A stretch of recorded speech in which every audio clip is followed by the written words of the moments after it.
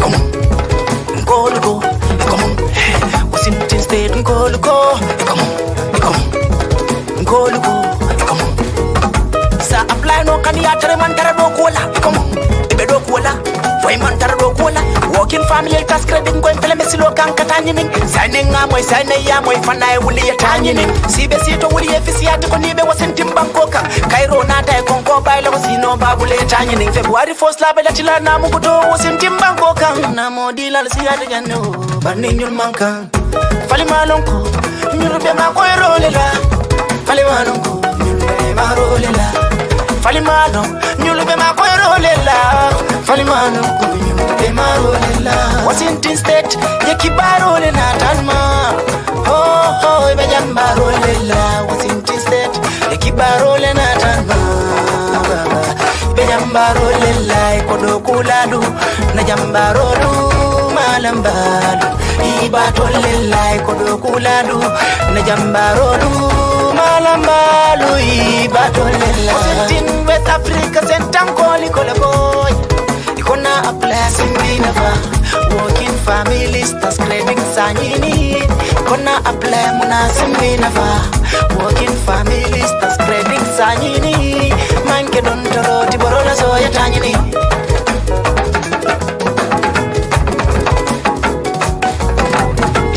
Kila no sign sign, yena mo kanin sign sign. Miliardo ku 2022 wala baso kala sign sign. Hani dora kirinde do kumboza za daga sign sign. Manza gundala na mo bunda sartol dundile sign sign. Ikonga na dundi juna famfana sa soto sign sign. Wuliya katoke, kwesa soto jan sign sign. Local na mo kanin bunda, wasintim banko na se phone yurubela sontala sign sign.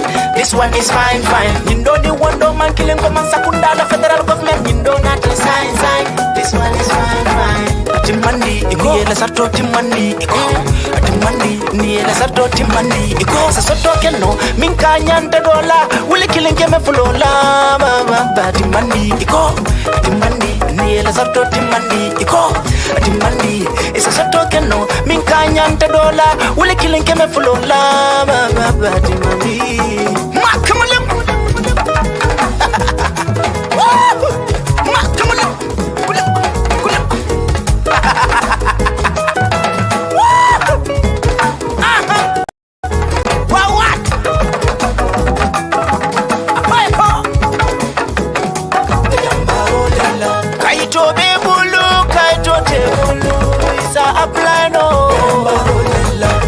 Kaito te bulu ma apply no ho wa wango lu contact baba wa os nyala molu ho awak ali kana silla la kulo mal be kantamine wa wango lu bana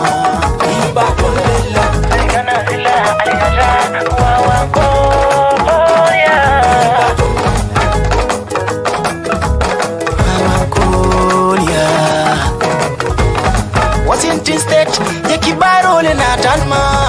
Oh, bejambaro lela. Washington State, yekibaro le na tanma. Bejambaro lela, kodo kuladu, na jambaro du malambalu. Ibato lela, kodo kuladu, na jambaro du malambalu. Ibato lela.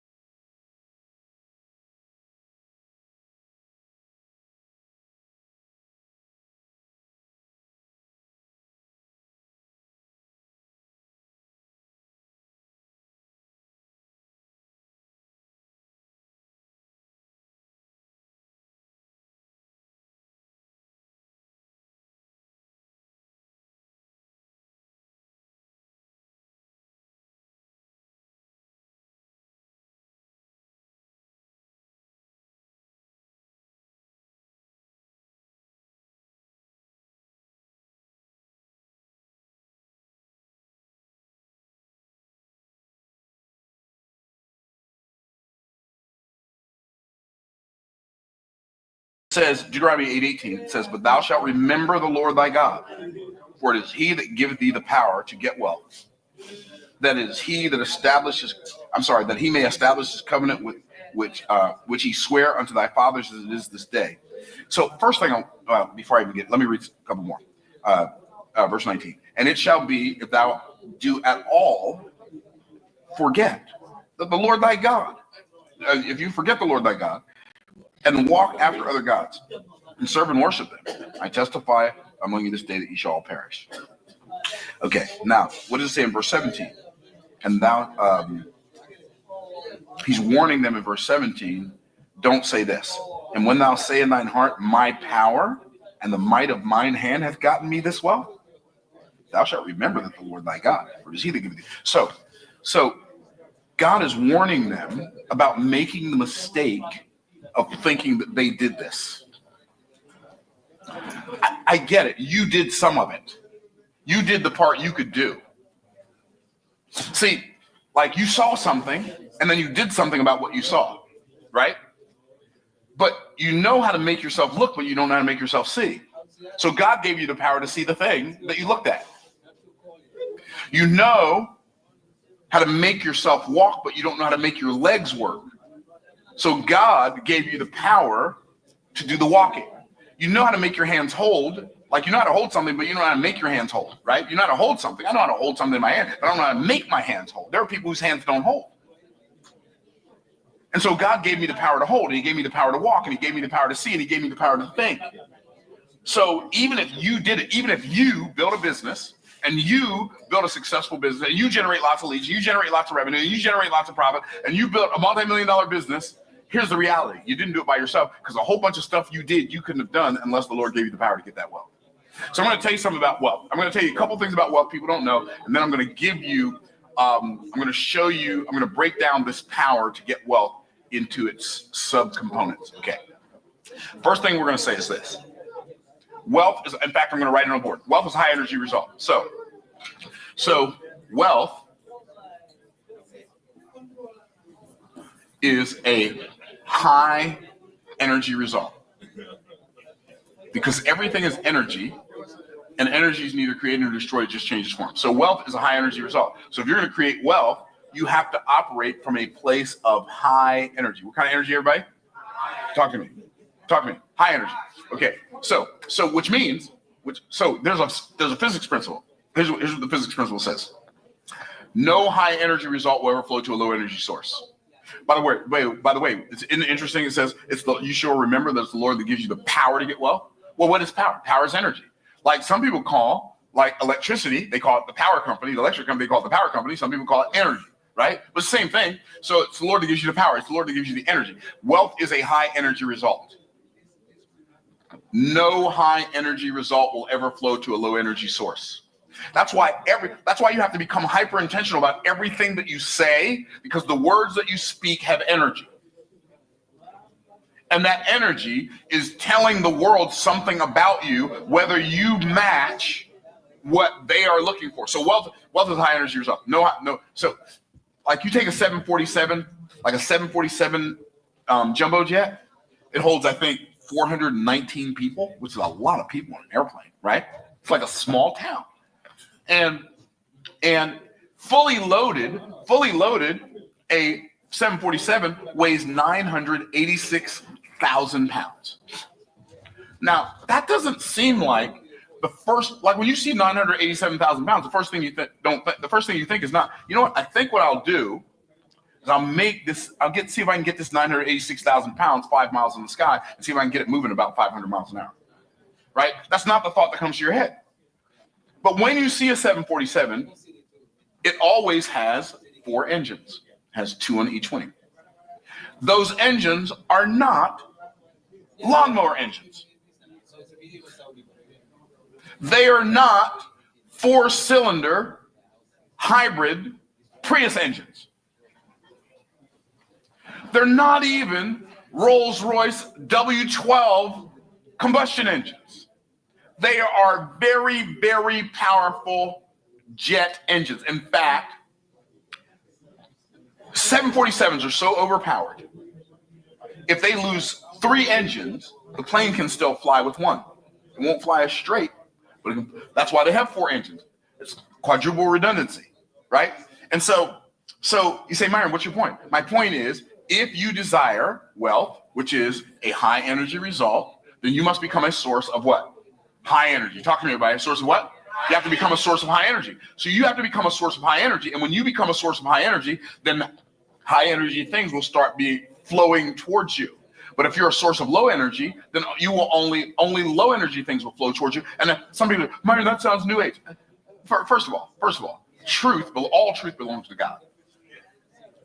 And part of the problem with new age ideology is they want to use the truth that belongs to God without giving the credit to the God that owns the truth. Okay? So if it's true, it's true. It doesn't matter who believes it. If something's true, it doesn't matter if somebody who's new age or old age believes it. It doesn't matter. Why? Because true is true. Right. Okay, so the other thing that I want to bring to your attention about wealth, other than being a high energy result, which means you have to start right now, today, being a source of high energy. When people ask you how you're doing, stop saying fine. Stop saying above the dirt. Right? How you doing? I'm surviving. You're broke. All of those are broke answers. By the way,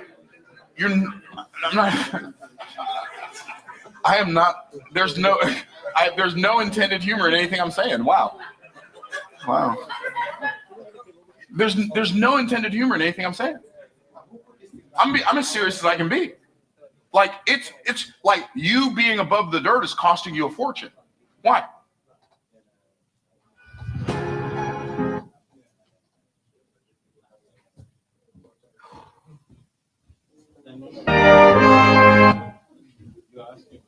Okay, move on, right? Very good.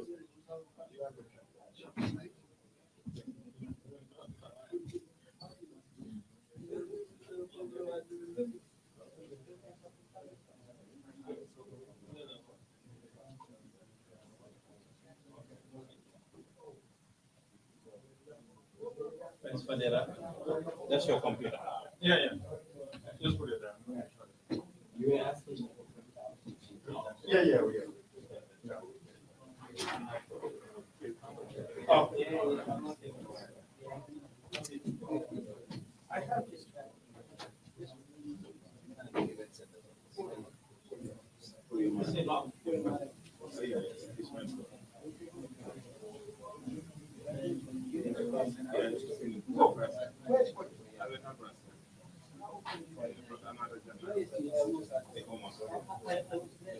Yeah, he's there. I know him. Oh,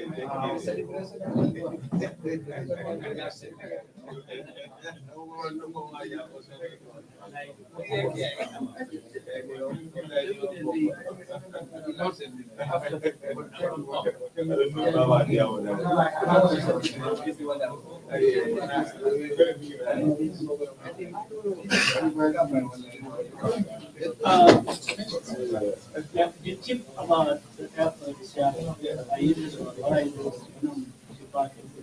sometimes departure is consistent. I ask for driver before arrival, and you just take an escalator. Sometimes you see a line, but arrival is just, you just drive to the arrival. You just wait for the escalator. And then you can say it quickly. That's what I do.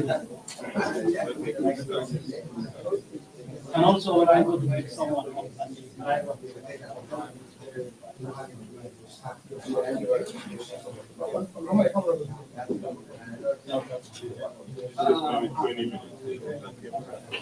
Smoke group, like, yeah. And you know there is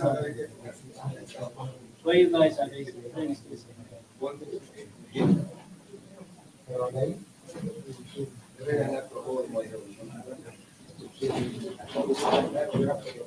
Yeah, it's best to say.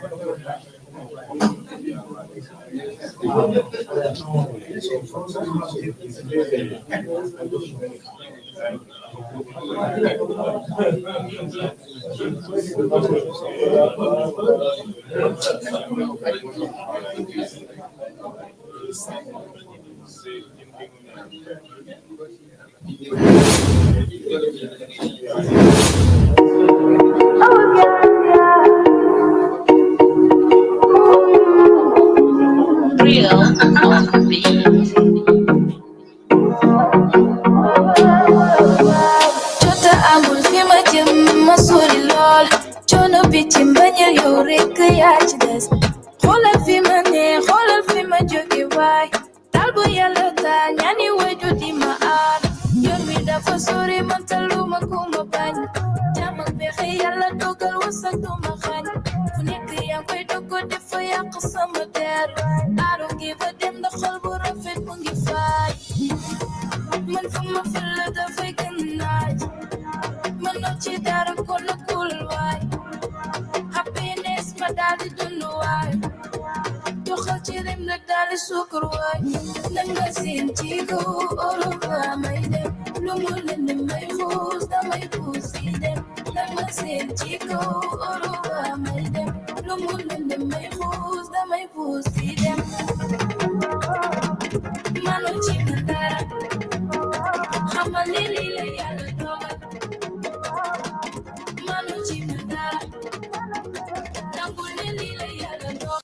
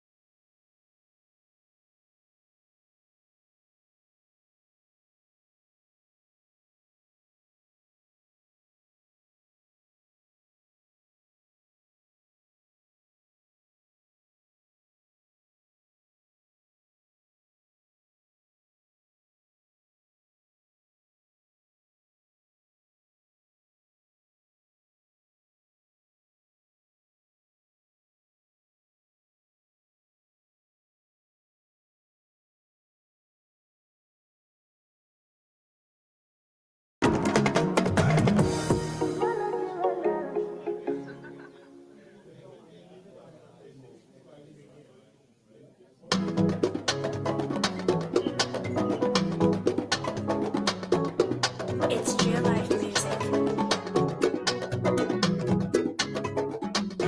Musundini tenteng to bekela nyadi. Makendini tenteng fana bekela nyadi. Musundini tenteng to bekela nyadi. Makendini tenteng fana bekela nyadi. Kano fele. We kano fele. We kano fele. We kano fele.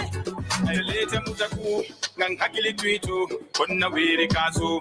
Keden santo, karoto santo, kikibari sate wokono, abina kanteko. Jadi tote usukuro oni.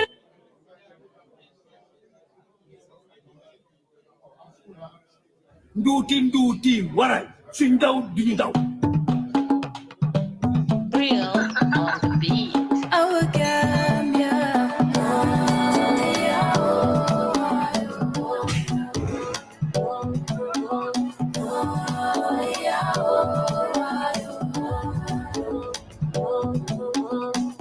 Nidi joxe ben magi joxe lep. Ñeme risky yoko tere magi dole ñeex. Fu ma ne tel ñepp de tiit ndax damay jommale. Amul tiit amul ragal duma jégale. Xale bi xamul bale. Dangay gëna door di bàcce dole mu neex. Lu mu laaj ma gëna joxe. Doom xale bari nga dole mu neex. Lii ku mu neexul xanaa danga cee bokkul. Day dugg xel dundal xol ngay bone. Lii yëngul lu ko yëngal la fu doole. Ndoote ndoot. Lu fi waay njaay lu mu jaar maa koy jënd. Dama pare man defuma neex maa koy fël. Yor sama xeet dëgg na doore ndoote ndoot. Doo baraj ndoote ndoot. Bu kenn dawul duma daw ndoote ndoot. Baraj bu kenn dawul duma daw ndoote ndoot. Baraj bu kenn dawul duma daw ndoote ndoot. Baraj bu kenn dawul duma daw ndoote ndoot. Baraj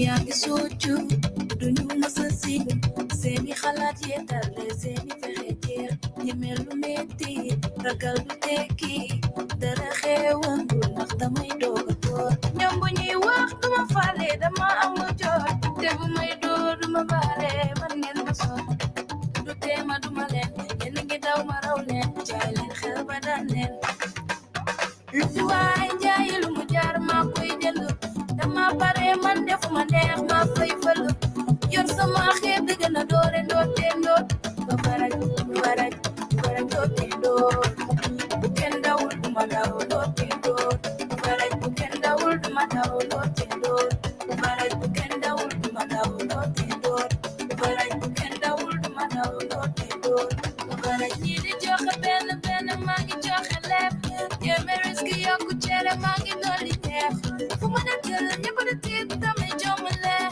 amul tiit amul ragal duma jégale non duma jégale déedéet xaw ma jégale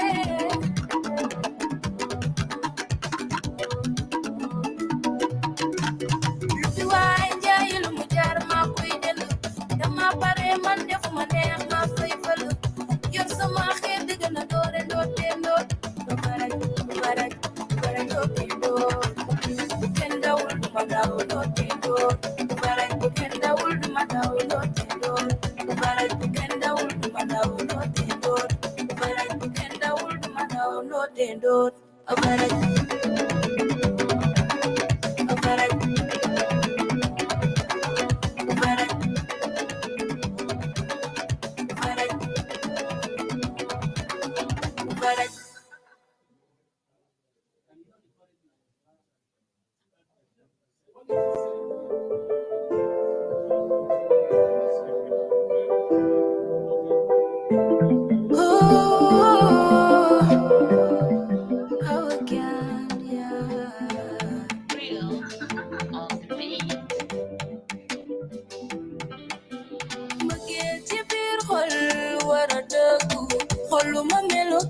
dama la jiital bu ñu naxante bu ñu warante jox naa la sama xol bi bëgg foore ku bëgg naa ko bañ na ma bàyyi ak yow mi ma tànn ci biir gaañi yow laa waat naa ne sama xol bi yaa tinne yow mi ma tànn ci biir gaañi yow laa di ma lay ree affaire yooyu damay dundal di ma xool ma lay xool baby lifin yooyu damay dundal na xam nga fi nga tollu ci man tey mu wala fi nga tollu ci man xam nga fi nga tollu ci man tey mu wala fi nga tollu ci man jam faman bete yaapo xool bu gisul ku mu miime ki la bëgg bu ko tax di jooy di ko bégal te ko sawe ma gel nu mu neexee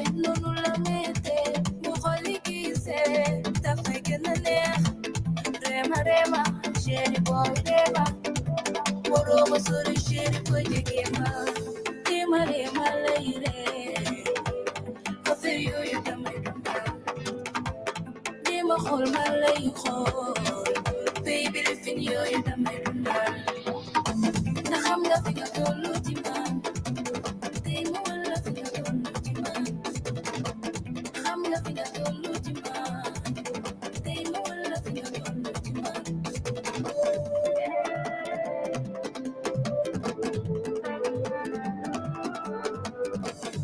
yow laa nopp xamal ni yow laa nopp budul yow du doon kenn baby man yow laa nopp jam faman bete yaapo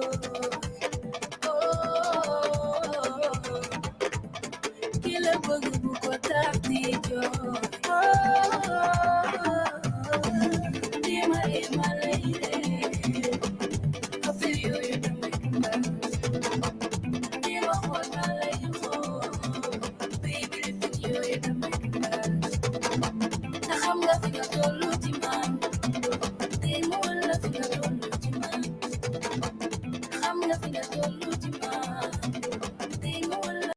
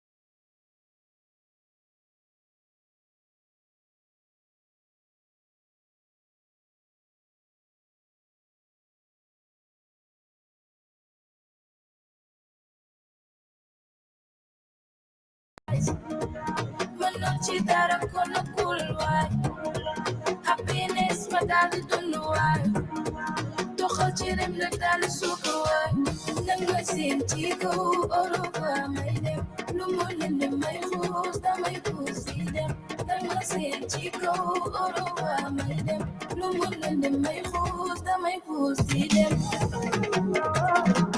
mënoon ci man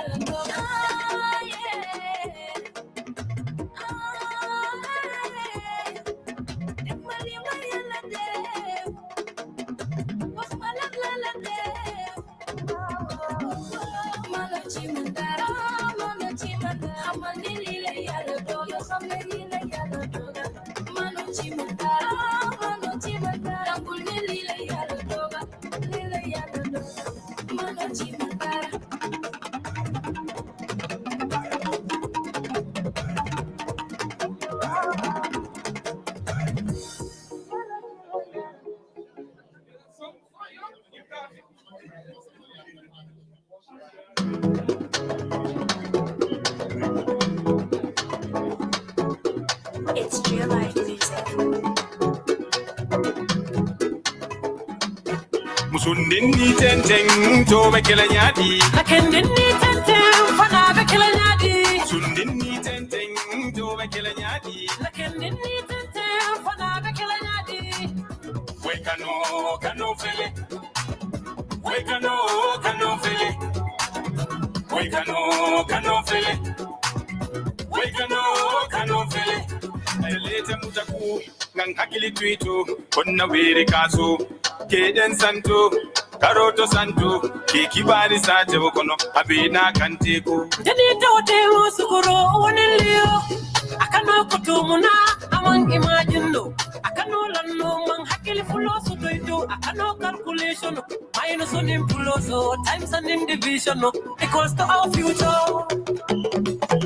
Musundini tenteng to be kila nyadi. Lakendini tenteng fana be kila nyadi. Musundini tenteng to be kila nyadi. Lakendini tenteng fana be kila nyadi. We kano fele. We kano fele. We kano fele. We kano fele. Aywa tolle lata jola na sama mankuya tolle jigita jola na sama diata anola karola ngoy fele muila mbele kakala billahi ina diata Ulune mankuya sakara konsa sonka mense obun menkulokun mofulo doron kilimba killing I gena wala shiri my sweet happy baby.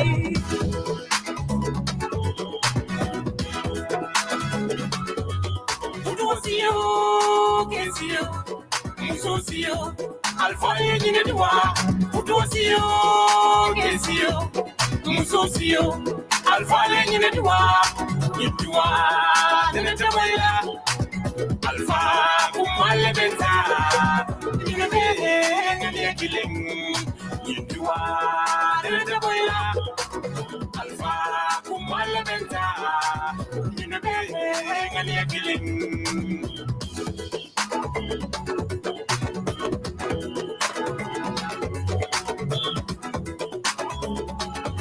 Una yara fun, kano be kidding me. Una yara fun, kano be kidding me. Una yara fun,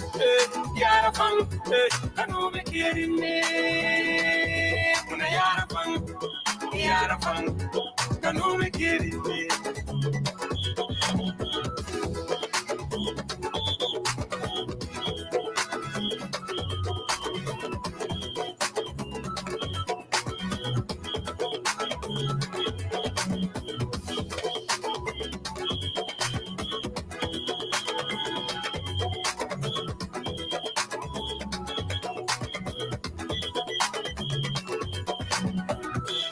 It's real life music.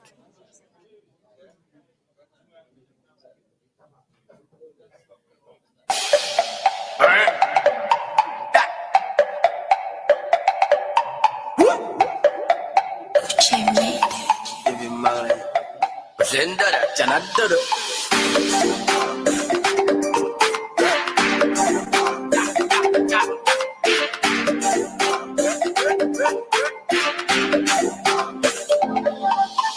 When they hear the name from your para, you should have done what I did, does it dara. We changing game, making name, rapper, just all like a fara, so you color, I'm a in your sara. Hey, does it dara, does it you should have done what I did, does it dara. Hey, does it dara, hey, does it specific color, I'm a in your sara. Specific color, I'm a in your sara. Monkey boy, take a sick, na janga dara. Big noise is the big boys. Yo, Dovi dara. Food boys, and we killed ya. Yo, what's it dara? Every step we take, I follow low. Can you ever be like me? No. So my dollar to be move up, follow low. But I'm a sick, I am still follow low. Hey, no, like that, and yellow motherfucker. Put your made on the beat, never dang another luck. All your girls feeling mean, you get fresh, and I'm a judge. Man, it's so much joy, never tell them mother. When they hear the name from your brother, you should have done what I did, does it dara. We changing the game, making name. Rapper, you so like a fella. Sweet color, I'm a tum in your side. Hey, does it better? Does it do? You see me better while I do it. Does it better? Hey, does it better? Hey, does it do? You see me color, I'm a tum in your side. Beat of it better. Lulu tala bring the Sarah. Dada dodo nyofi konka. Boy, the nyom yungi tanga. Agudu agwaya. Kija faro nini hala. Set the trends like Obama. Monkey boy fella fata. Cash in the city fashi kalan. All these little kids got no mana. They just wanna listen for the mula. They don't know I'm shedding like Freddy Krueger. Ila she walk on a G. You a fara ni with it and na. Kara. So little man kinda para. We just black on my para.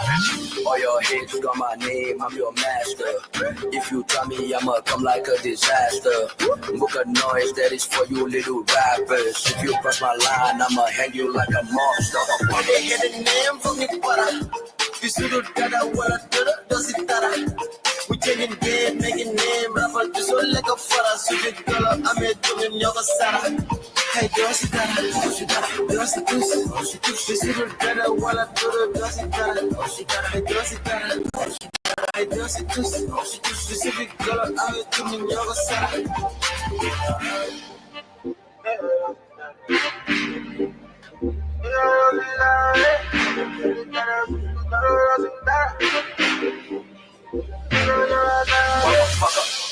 Jimmy.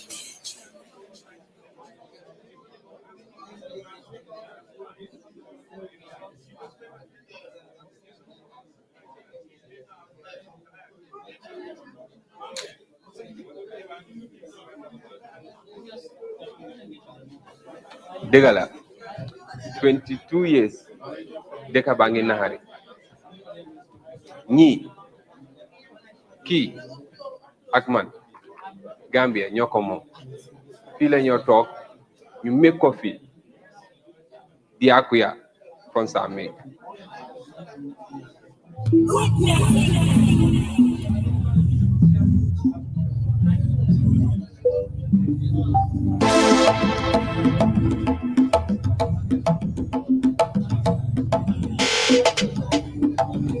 Trading me money more. My brothers them go show. Too many snakes with the fucking rats, so me we call them move. Real niggas never snitch, nah. Real niggas keep it real, yeah. Different occupations, we all on a different deal. Now I'm making moves like my nigga Wakaji. Now I'm getting cash like my nigga Wakaji. Everywhere I go, them they call me Dada. I they spend the cash, I know they complain. Now we making all the moves, we be setting all the rules, yeah. All the girls them go choose, design up look on my shoes, yeah. We got the juice, got the sauce, we make the moves like a bounce, yeah. My nigga beats, that's the plug, get a use of your nose. Fonds à make, ball, fonds à make, fonds à make, fonds à make, ball, fonds à make, fonds à make.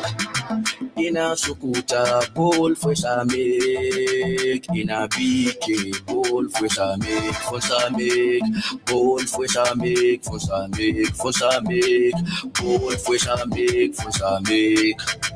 In a Pro City, ball fresh I make. In a Brixton, ball fresh I make. Once I make $1 million, once I take, get that money, eat that cake, keep it honey, book a fake. Boy, I never winning, no.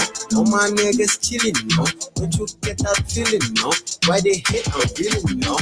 Boy, it's all about making moves, all about breaking all the rules. Finna make my pocket move. Tell your dogs, boy, I'm a wolf. Never get a junk back. Ganyak a Jeff, take a walk. We make a humble late jar. Support a woman now. Niggas here for the chain. Niggas here never switching lane. Niggas here know about the pain. Niggas here who make it, yeah. Now, yeah. Cause I make Swiss Baba. Cause I make Baba John. Cause I make Sadio Lu. Cause I make, yeah. Fonds à make, ball fresh I make, fonds à make, fonds à make, ball fresh I make, fonds à make. In a Sukuta, ball fresh I make. In a BK, ball fresh I make, fonds à make, ball fresh I make, fonds à make, fonds à make, ball fresh I make, fonds à make. In Have you a traveled on the city, Westfield ball to fresh I Abakura Road lately? make. Have you experienced the traffic jam along the road? Have you noticed?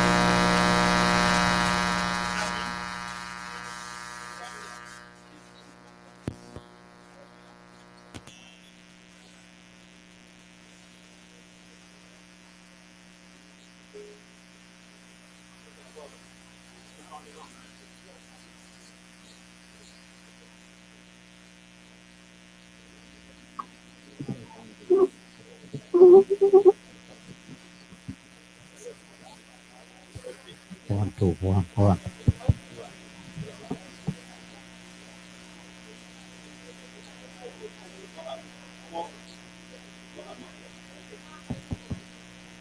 Testing.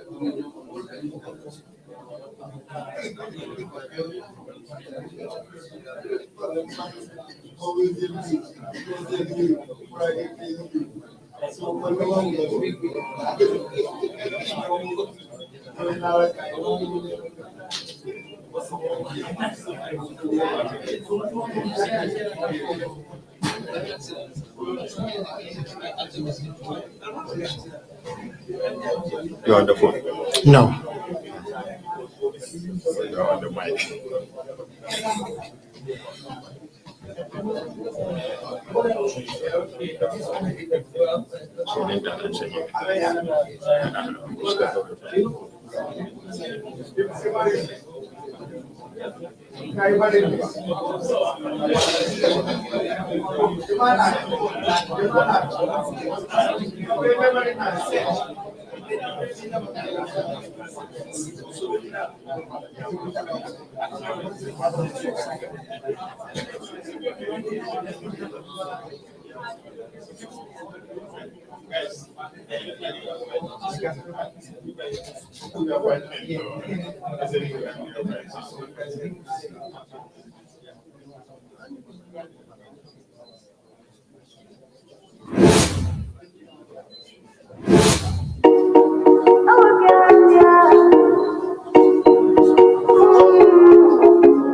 Real on the beat. Jota amul fi ma jëm ma sori lool coono bi ci mbañeel yow rekk yaa ci des xoolal fi ma ne xoolal fi ma jóge waay dal bu yàlla taal ñaani waju di ma aar yoon wi dafa sori ma taluma ko ma bañ jàmm ak pexe yàlla dogal wasatu ma xañ fu nekk yaa koy doggo dafa yàq sama der aaru ngi ba dem ndax xol bu rafet bu ngi faay man fu ma fël dafay gën naaj man noo ci dara ko la kul waay happiness ma daal di dund waay joxal ci rek la daal di sukkur waay nan nga seen ci kaw oro nga may dem lu mu lënd may xuus damay xuus si dem nan nga seen ci kaw oro nga may dem lu mu lënd may xuus damay xuus si dem manu ci dara xamal ni lii la yàlla dogal manu ci dara nangu ni lii la yàlla dogal xam naa ni ma doon man de xam naa ki ma doon maa ngi doori waar maa ngi béy sama waar tàllal samay loxo yàlla bu ne ma naam xoolal fi ma ne xoolal fi ma jóge baay tàggu yàlla taal ñaani waju gi maan yéeni li yaayo man bu yàlla ngeen la ma lu ma songu daan man fu ma fël dafay gën naaj man noo ci dara kon na kul waay happiness ma daal di dund waay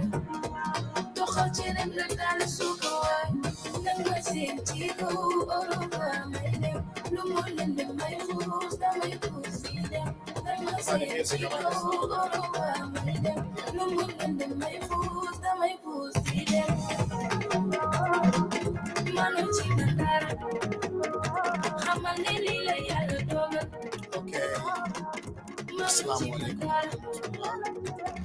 Ladies and gentlemen, my name is Mohamed Lamin Drami. I'm the CEO of the American Chamber of Commerce in the Gambia. And I'm the one leading this delegation from the Gambia. They are the brain behind this concept. And we welcome them as our guests in Seattle, Washington. When I say we, I'm part of the welcoming because I'm still part of the diaspora, even though I now live in the Gambia. So we want to welcome them, and then we will get the program started with our national anthem of the Gambia, because this is a national issue, and we do not want to do anything before our nation conversation without our anthem. So I would welcome you all to stand up, and we will on our national anthem.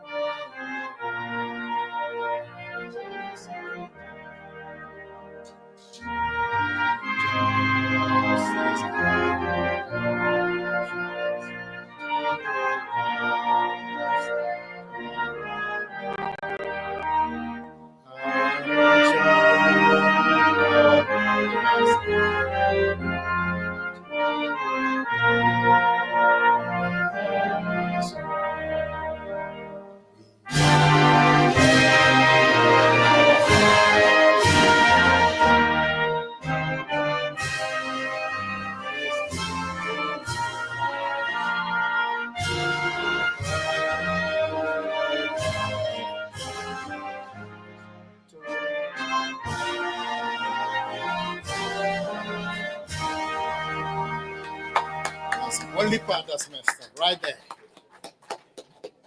Anyway, we move. We move. So we now have opening prayers, and we can start by doing our own individual prayers in our own ways. At least a minute of silence. We pray in our own ways. Bismillah.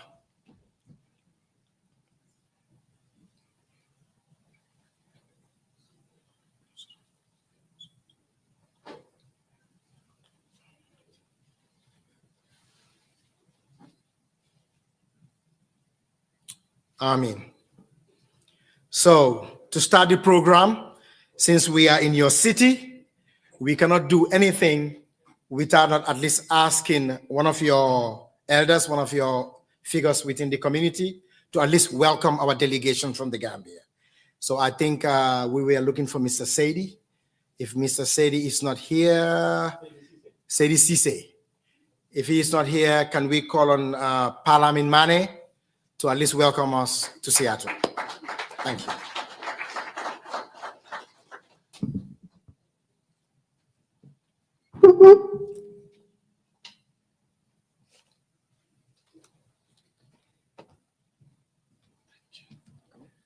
Assalamu alaikum, and thank you. I'm not sure if he was my batch mate or I seniored him once, Mr. Momodu Lamin Drame, but we all went to St. Augustine's High School.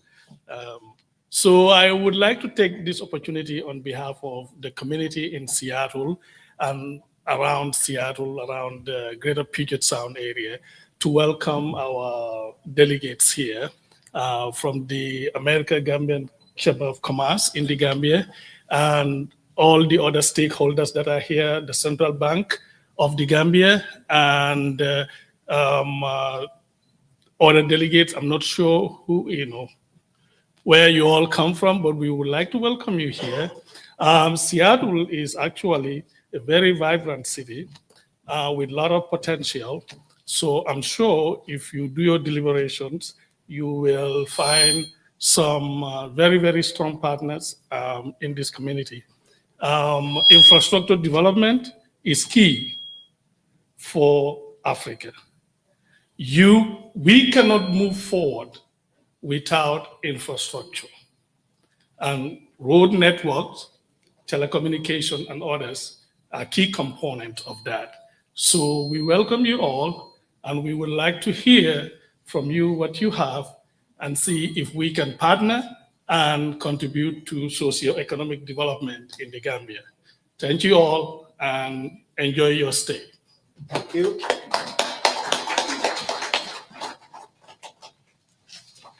He is a St. Augustine's High School product, and men of St. Augustine's don't disappoint. So I don't know where the Muslim high school brothers are, but I heard that they are the ones now leading the Gambia. So we have to give credit to them. And the Nusrat, I heard that Nusrat also produced, oh really? There are many Nusrat graduates here like that? Okay, all right, I heard you. I thought I had the bragging right for St. Augustine's High School. You can see our colors right there on your tables, blue and white. Armitage High School too. Okay. So this is the beauty about Gambia. You know, we are a close-knitted country, a society where everybody is almost related to everybody. If you go to Kiang, Kiang has a relative in the other side. They call them Badibu, is that right? You know, so the Kiankas and the Badibunkas are related. The Jarankas and the Nyominkas are related. There you go. So without much ado, I would like to welcome our ambassador of the Gambia to the United States. A very nice guy, a very approachable young man who has an open door policy and who is very welcoming. He's very approachable. And I'm sure if you talk to him today on anything that has to do with your concerns in America, he will definitely talk to you. So I'll encourage you to welcome him. He is the ambassador of the Gambia to the United States. His name is His Excellency Mai Toma Mamadou Lamin Ba, a young man, a very nice young man from the Gambia, and he has very good lunch today. Seattle, you guys, I'm telling you, you're gonna steal me away from Atlanta. Don't tell them, all right? But His Excellency Mamadou Lamin Ba, ambassador to the United States of the Republic of the Gambia. Welcome, Mr. Ambassador. Excellency.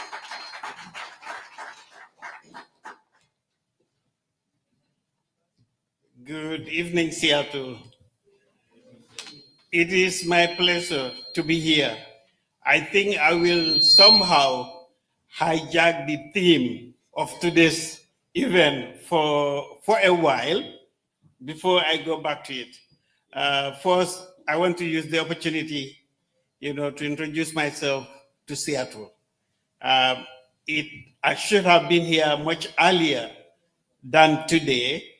I know how important Seattle is. I know how important the Gambian diaspora in Seattle is. And I know how much you contribute to national development. I had wanted to come much earlier, but since I came in November 2022, we went through some transition at the embassy. During 2023, there was some significant staff changes, and we did not get stabilized until part of this year, 2024. So we still have been trying to steer the boat right. But of course, on our schedule, especially visiting states in the US, Seattle is now #1. and Seattle, we welcome. I think it is important. I have met with some Gambian communities somewhere in the DMV area, in New York, in Atlanta, and I had the opportunity again this week to meet with the Gambian community in Dallas, Texas. So we are interested in coming together, in working together for the development of our country. This mission is actually on national development. I think you've seen that acronym there, NDI, that is National Direct Investment, which is targeting the diasporan community. Of course, it's targeting everybody, but at least it is trying to give priority to the Gambian diaspora community to have the opportunity to invest in assets in our country. You invest in significant assets and be owners of those assets. The governor of the Central Bank of the Gambia, Honorable Boasedi, is leading this delegation. I want to take the opportunity, Mr. Drame, I'm sure you'd allow me to introduce the Honorable Governor of the Central Bank of the Gambia, Honorable Boasedi. Can you please stand up for the community to see you? Governor Sedi is here with he's accompanied with his deputy, Deputy Governor Abdoulaye Sire Jallo. He's the Deputy Governor of the Central Bank.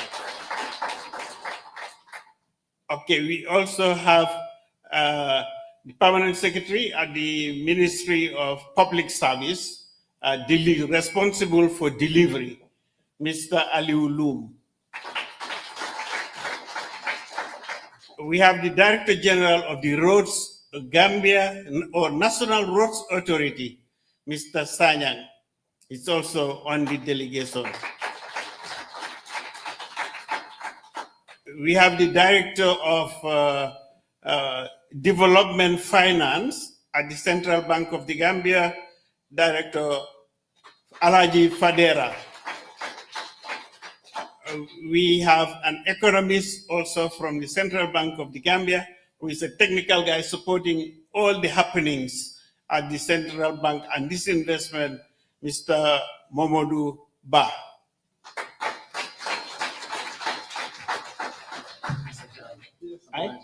Oh, okay.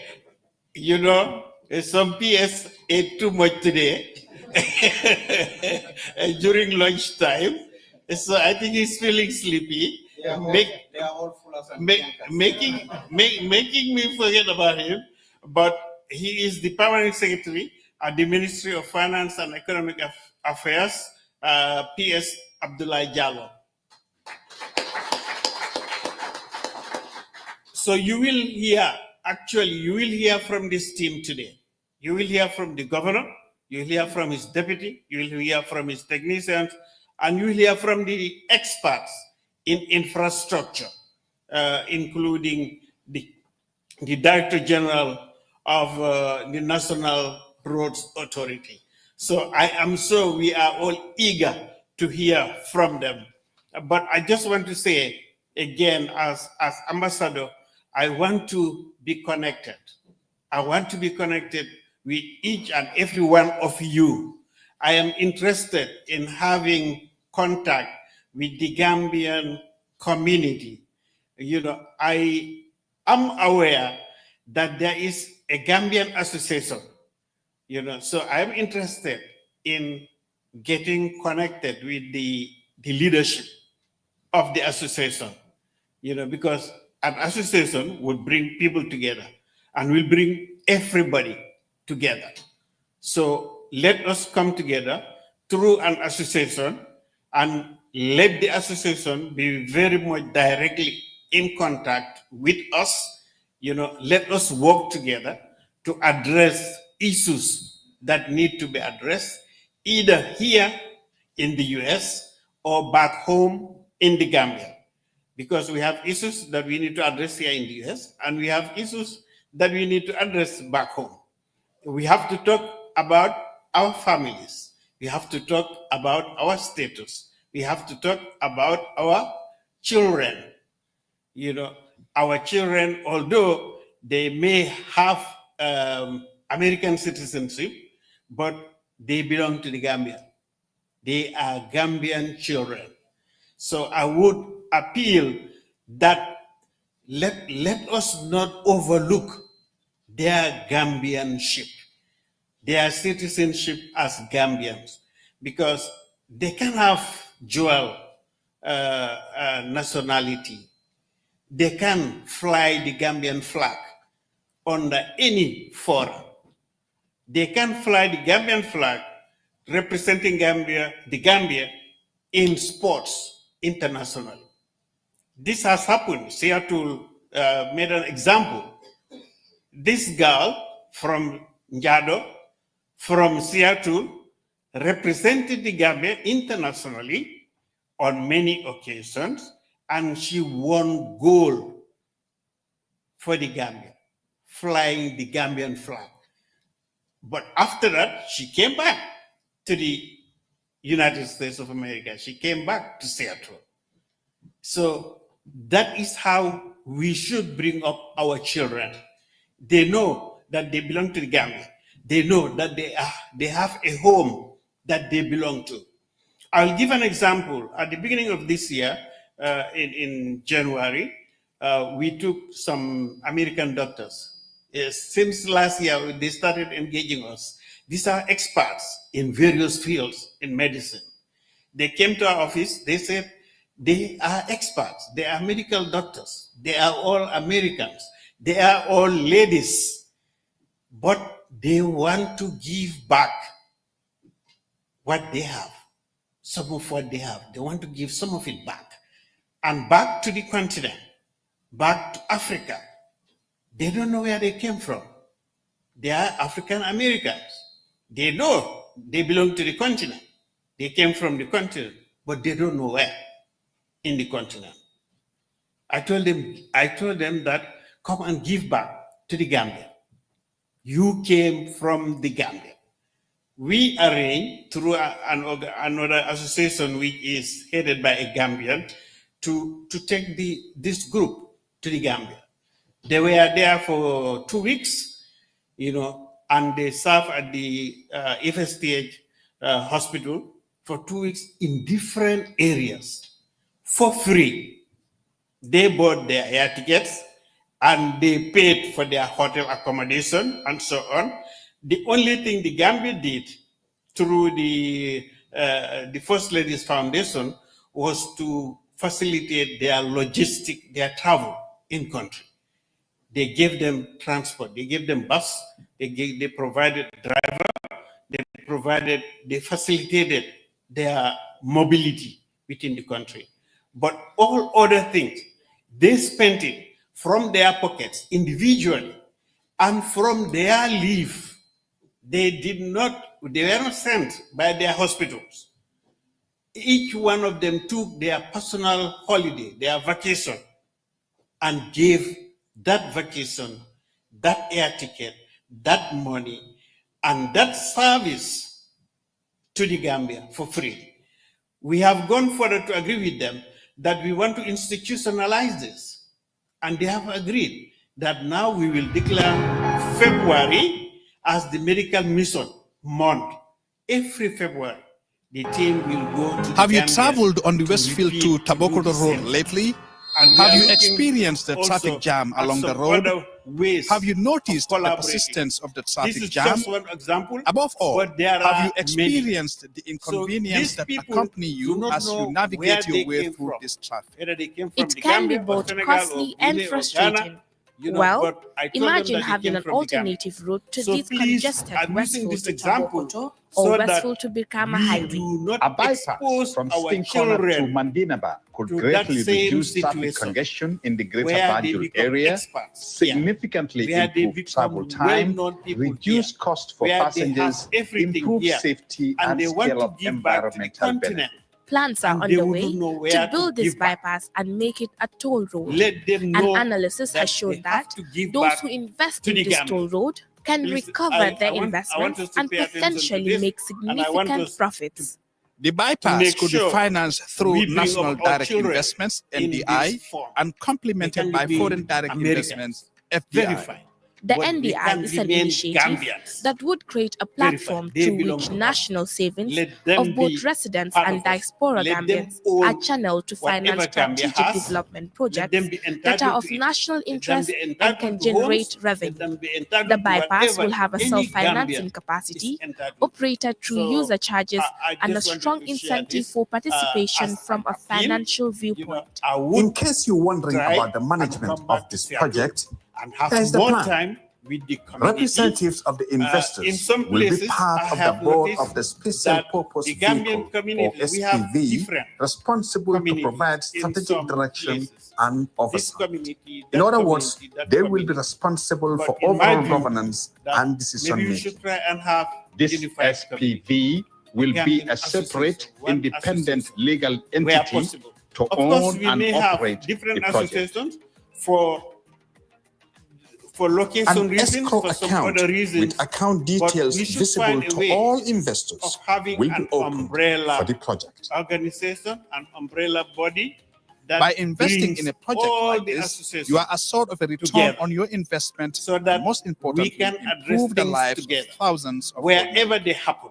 A If win-win they're happening in situation. Seattle, or they're happening in Atlanta, or wherever, all of us, all the Gambian community can come together to address that situation. If it is happening in the Gambia, for example, there is something, an emergency, or Have you traveled on the Westfield to Tabokoto Road lately? Have you experienced the traffic jam along the road? Have you noticed the persistence of the traffic jam? Above all, have you experienced the inconvenience that accompany you as you navigate your way through this traffic? It can be both costly and frustrating. Well, imagine having an alternative route to this congested Westfield to Tabokoto or Westfield to Birkama Highway. A bypass from Sting Corner to Mandinaba could greatly reduce traffic congestion in the greater Banjul area, significantly improve travel time, reduce cost for passengers, improve safety, and scale up environmental benefits. Plans are underway to build this bypass and make it a toll road. An analysis has shown that those who invest in this toll road can recover their investments and potentially make significant profits. The bypass could be financed through National Direct Investments, NDI, and complemented by Foreign Direct Investments, FDI.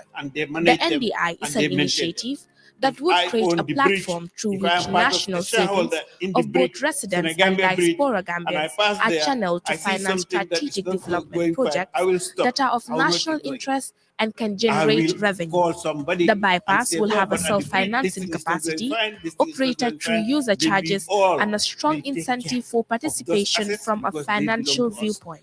In case you're wondering about the management of this project, here's the plan. I thank you. Representatives of the investors will be part of the board of the Special Purpose Vehicle, or SPV, responsible to provide strategic direction and oversight.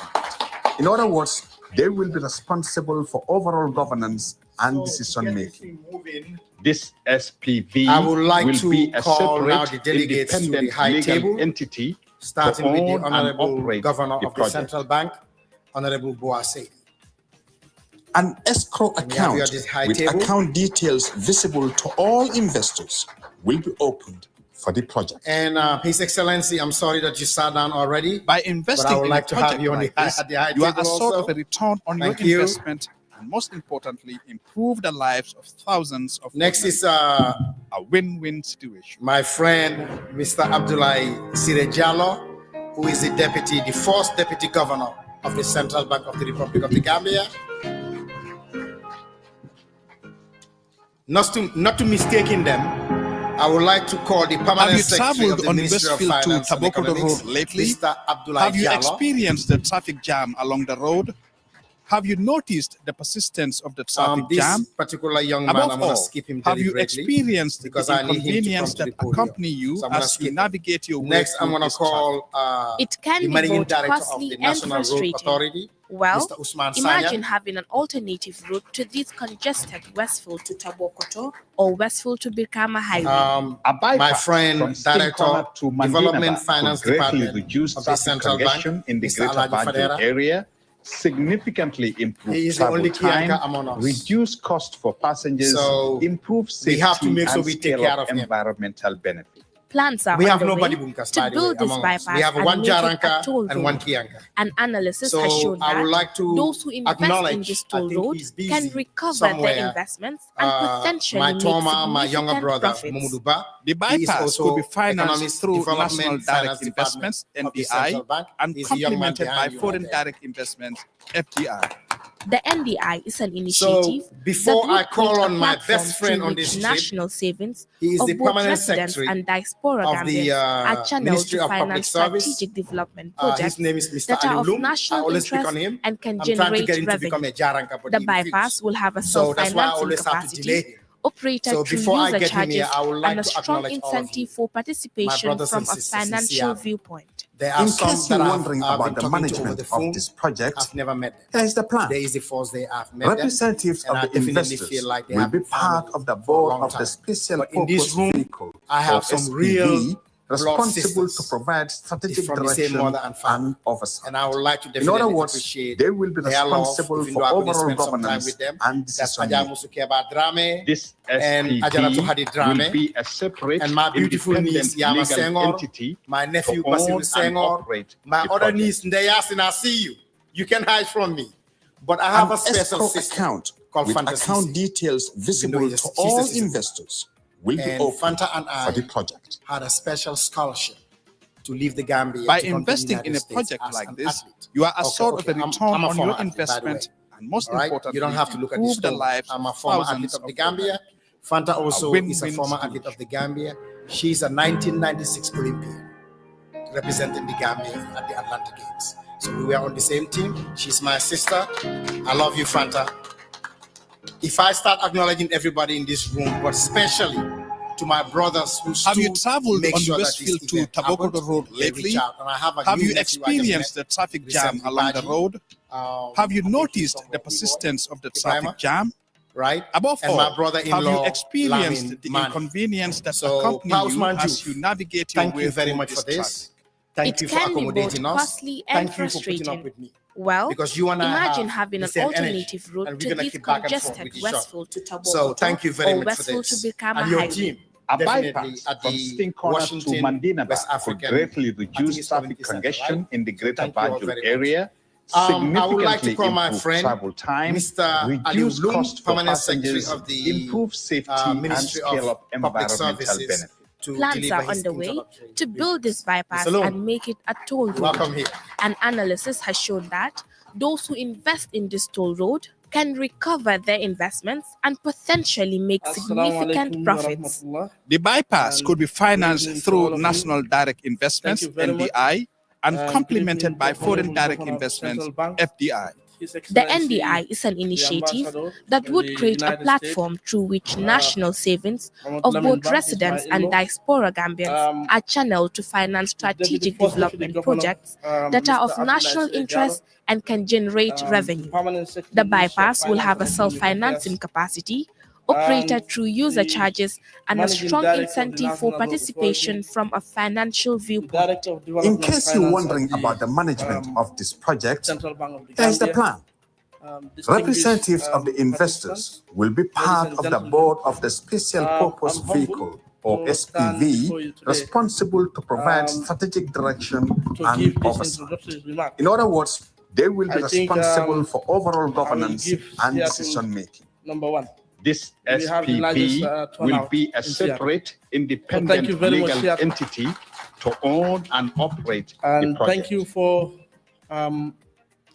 answering our call. An escrow account with account details visible to all investors will be opened when he for was the giving project. his welcoming remark. he mentioned, by investing in a project like this, you are assured of a return on your investment and, most importantly, improve the lives of thousands of ordinary people. A win-win Most of you, I know situation. you live very far from here, but you are able to make it here because there is infrastructure. No matter how late it is, you can drive safely and get back to your house. I will begin my statement. Have you from traveled on the Westfield to Tabokoto Road lately? Have you experienced the traffic jam along the road? Have you noticed the persistence of the traffic jam? Above all, have you experienced the inconvenience that accompany you as you navigate your way through this traffic? It can be both costly and frustrating. Well, imagine having an alternative route to this congested Westfield to Tabokoto or Westfield to Birkama Highway. A bypass from Sting Corner to Mandinaba could greatly reduce traffic congestion in the greater Banjul area, significantly improve travel time, reduce cost for passengers, improve safety, and scale up environmental benefits. Plans are underway to build this bypass and make it a toll road. An analysis has shown that those who invest in this toll road can recover their investments and potentially make significant profits. The bypass could be financed through National Direct Investments, NDI, and complemented by Foreign Direct Investments, FDI. The NDI is an initiative that would create a platform through which national savings of both residents and diaspora Gambians are channeled to finance strategic development projects that are of national interest and can generate revenue. The bypass will have a self-financing capacity, operated through user charges, and a strong incentive for participation from a financial viewpoint. In case you're wondering about the management of this project, here's the plan. Representatives of the investors will be part of the board of the Special Purpose Vehicle, or SPV, responsible to provide strategic direction and oversight. In other words, they will be responsible for overall governance and decision-making. This SPV will be a separate, independent legal entity to own and operate the project. The deputy governor and the governor, when they come, an escrow account with account details visible to all investors will be open for the project. Today in Banjul, by investing in a project like this, you are assured of a return on your investment and, most importantly, improve the lives of thousands of ordinary. We have almost 270 people living per square kilometer. According to the latest census of DBOS, within the West Coast region, we used to have around 180,000 households. Now it has jumped to almost 260,000 households. Have you traveled on the Westfield to Tabokoto Road lately? Have you experienced the traffic jam along the road? Have you noticed the persistence of the traffic jam? Above all, have you experienced the inconvenience that accompany you as you navigate your way through this traffic? It can be both costly and frustrating. Well, imagine having an alternative route to this congested Westfield to Tabokoto or Westfield to Birkama Highway. A bypass from Sting Corner to Mandinaba could greatly reduce traffic congestion in the greater Banjul area, significantly improve travel time, reduce cost for passengers, improve safety, and scale up environmental benefits. Plans are underway to build this bypass and make it a toll road. An analysis has shown that those who invest in this toll road can recover their investments and potentially make significant profits. The bypass could be financed through National Direct Investments, NDI, and complemented by Foreign Direct Investments, FDI. The NDI is an initiative that would create a platform through which national savings of both residents and diaspora Gambians are channeled to finance strategic development projects that are of national interest and can generate revenue. The bypass will have a self-financing capacity, operated through user charges, and a strong incentive for participation from a financial viewpoint. In case you're wondering about the management of this project, here's the plan. Representatives of the investors will be part of the board of the Special Purpose Vehicle, or SPV, responsible to provide strategic direction and oversight. In other words, they will be responsible for overall governance and decision-making. And on behalf this of the delegate, SPV will be a separate, independent legal entity to own and operate the project. That is a project that we want you to take as your own. An escrow account with account details visible to all investors will be open for the project. This road is supposed to be by investing in a project like this, you are assured of a return on your investment and, most importantly, improve the lives of thousands of ordinary people. Thank you so much, P.S. Loom. Again, my name is Momodu Lamin Drame. I'm the CEO of the American Chamber of Commerce. What the Chamber of Commerce in the Gambia does, we promote, we advocate, we facilitate for Gambia's interest. Have you traveled on the Westfield to Tabokoto Road lately? Have you experienced the traffic jam along the road? Gambian and you have want you to noticed come to the Gambia persistence of the traffic there jam? are other bodies out there. Above all, have you experienced chamber, the inconvenience that accompany you as so you navigate your way through this traffic? It can be both costly and frustrating. So, well, Central Bank of the imagine Gambia, having I an would like alternative to route to this call upon congested the Westfield Honorable to Boa Tabokoto Sedi, or Westfield the Governor of the to Central Bikama Bank of the A Gambia, to bypass come from and Sting present Corner to the project. Mandinaba could greatly reduce traffic congestion in the greater Banjul area, significantly improve travel time, reduce cost for passengers, improve safety, and scale up environmental benefits. Plans are underway to build this bypass and make it a toll road. An analysis has shown that those who invest in this toll road can recover their investments and potentially make significant profits. The bypass could be financed through National Direct Investments, NDI, and complemented by Foreign Direct Investments, FDI. The NDI is an initiative that would create a platform through which national savings of both residents and diaspora Gambians are channeled to finance strategic development projects that are of national interest and can generate revenue. The bypass will have a self-financing capacity, operated through user charges, and a strong incentive for participation from a financial viewpoint. In case you're wondering about the management of this project, here is the plan. Representatives of the investors will be part of the board of the Special Purpose Vehicle, or SPV, responsible to provide strategic direction and oversight. In other words, they will be responsible for overall governance and decision-making. This SPV will be a separate, independent legal entity to own and operate the project. We also have a gentleman with us by the name of An Bunjaso. escrow account with account details visible to all investors will be open for the project. This mission is successful. By investing in a project like this, you are assured of a return on your investment and, most importantly, improve the lives of thousands of ordinary people. A win-win situation. For helping us organize this event in Seattle. Have you traveled on the Westfield to Tabokoto Road lately? Have you experienced the traffic jam along the road? Have you noticed the persistence of the traffic jam? Above all, have you experienced the inconvenience that accompany you as you navigate your way through this traffic? It can be both costly and frustrating. Well, imagine having an alternative route to this congested Westfield to Tabokoto or Westfield to Bikama Highway.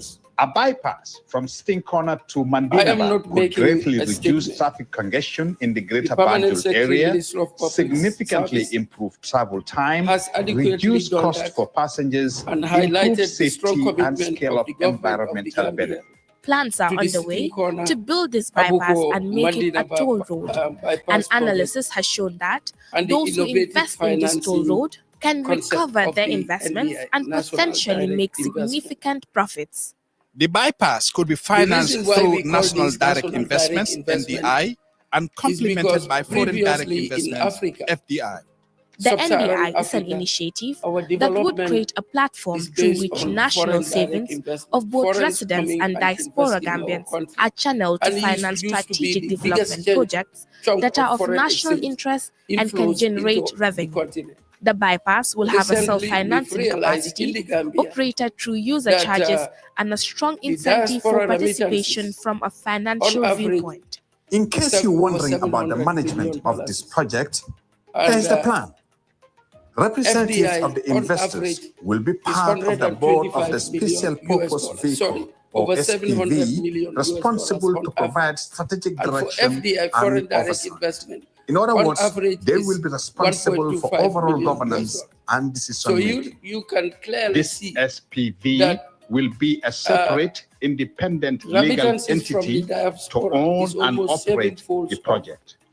foreign direct investment. And my An colleague here, escrow Dr. account Ablai with account Sirejalo, details visible to all he investors sat with the will team be opened and for they the did project. the maths and realized that we can flip By this investing in a FDI project like concept this, you are from assured of a foreign direct return on your investment investment, to national and most direct importantly, investment. improve the lives And that's of how the thousands of central ordinary bank can people. come into A this win-win situation. because of foreign exchange earnings, the potential of increasing our gross official reserve, and we call it national direct investment. I want to thank you all for your attendance, which is a mark of your strong Have you commitment traveled on the Westfield to development Tabokoto of our Road motherland, lately? the Gambia. Have you experienced the The traffic Central jam Bank of along the the Gambia road? Have you is noticed the introduced for persistence several of the reasons. traffic jam? Premised Above on all, its mandate. have you experienced the inconvenience that accompany you as But you before navigate I your get way into through this traffic? why the Central It Bank can be of both the Gambia costly and frustrating. Well, road imagine consortium, having an alternative route which to is this congested completely Westfield to outside our Tabokoto or ecosystem. Westfield to Birkama Because for Highway. us, our A ecosystem bypass from is the Stinkona to financial system in the Mandinaba Gambia. could greatly reduce Banks, traffic congestion insurance in the greater companies, Banjul area, fintech companies, significantly improve travel time, finance, reduce cost for passengers, improve safety, and institutions, scale up environmental also, benefits. Plans are underway to build Islamic this bypass financing, and make it a toll road. Islamic An banking. analysis has Those are shown the that those who areas invest in that this we toll road are can recover their regulating and investments and supervising. potentially But make the reason why significant we are profits. into this, The bypass I'll could be come to tell you financed later, through which National is Direct based on our Investments, mandate. But NDI, before I get and there, complemented we by are Foreign asking Direct you to come and Investments, invest in the FDI. Gambia. The And if you NDI have is to an bring your initiative money that to would any create a platform country through or which any national savings business of both venture, residents and you have to diaspora know Gambians how are that channeled to venture finance is doing, strategic performing, development how that projects country's that are of economy is national performing. interest So and I'll can give you a generate brief revenue. update The on bypass will the have a economic self-financing performance capacity of the operated Gambian through user economy. charges and In a terms strong of incentive growth, for the real participation from a GDP growth financial for viewpoint. In case you're wondering about the management of this project, 5.5%. here's the plan. And for 2023, Representatives of the the investors GDP will growth be was part of the estimated board at of the Special 4.8%. Purpose Vehicle, For this or year, SPV, 2024, responsible growth to will be provide at strategic direction 5.7%. and oversight. Now, In in other terms words, of they will be responsible for inflation, overall because governance you want to and know, decision if I making. put my money here, This SPV will is be a inflation separate, going to independent legal the value entity of my wealth to own somewhere and down the operate line? the project. Now, before the COVID-19, inflation in the An Gambia escrow was account below with account the details country's, visible to all investors will be medium-term opened target for the for project. inflation of 5%. It was By below investing that. in a It project was like around this, 4 you are assured of a something%. return on your But when investment, COVID and came, most importantly, like any other improve the country lives of in the thousands world, of ordinary people. A win-win we all situation. had to confront that monster, COVID-19. And how did we do it? Is through expansionary fiscal and monetary policy in any country, including the United States of America. And in some countries, with storms. Have you traveled on the Westfield to Tabokoto Road lately? As a result of Have you those experienced the expansionary traffic fiscal jam and along the monetary road? policy, Have you inflation noticed the increased. persistence of the As traffic we jam? gain Above control all, of COVID, have you experienced economic the decline in inconvenience some that countries, accompany you as most you of the navigate your countries, way through this and a traffic? very little It can be minor both growth costly and in terms of frustrating.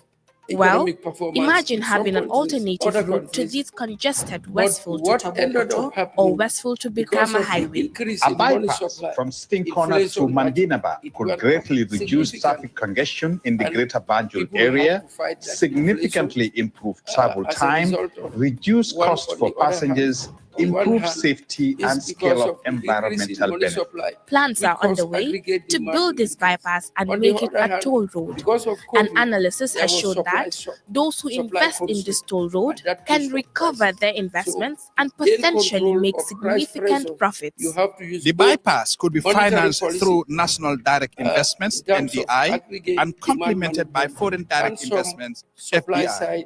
The NDI is an initiative that would create a platform through which national savings of both residents and diaspora Gambians are channeled to finance strategic development projects that are of national interest and can generate revenue.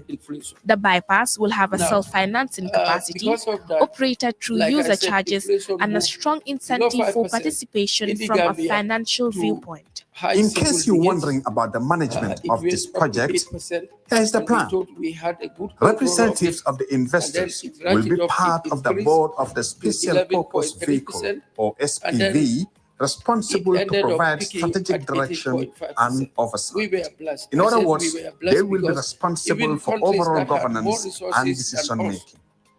This SPV will be a separate, independent legal entity to own and operate the project. My brother, Governor Addison, will have to forgive me. An escrow account with account details visible to all investors will be opened for the project. 50%.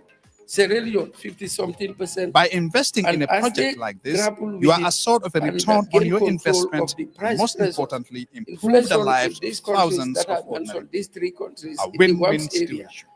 Currently are in the 20%. In the Gambia, that's why I said we were blessed. Inflation peaked at 18.5%, and then it turned the corner, declined to 9.7%. July of this year. Have you traveled on the Westfield to Tabokoto Road lately? Have you experienced the traffic jam along the road? Have you noticed the persistence of the traffic jam? Above all, have you experienced the inconvenience that accompany you as you navigate your way through this traffic?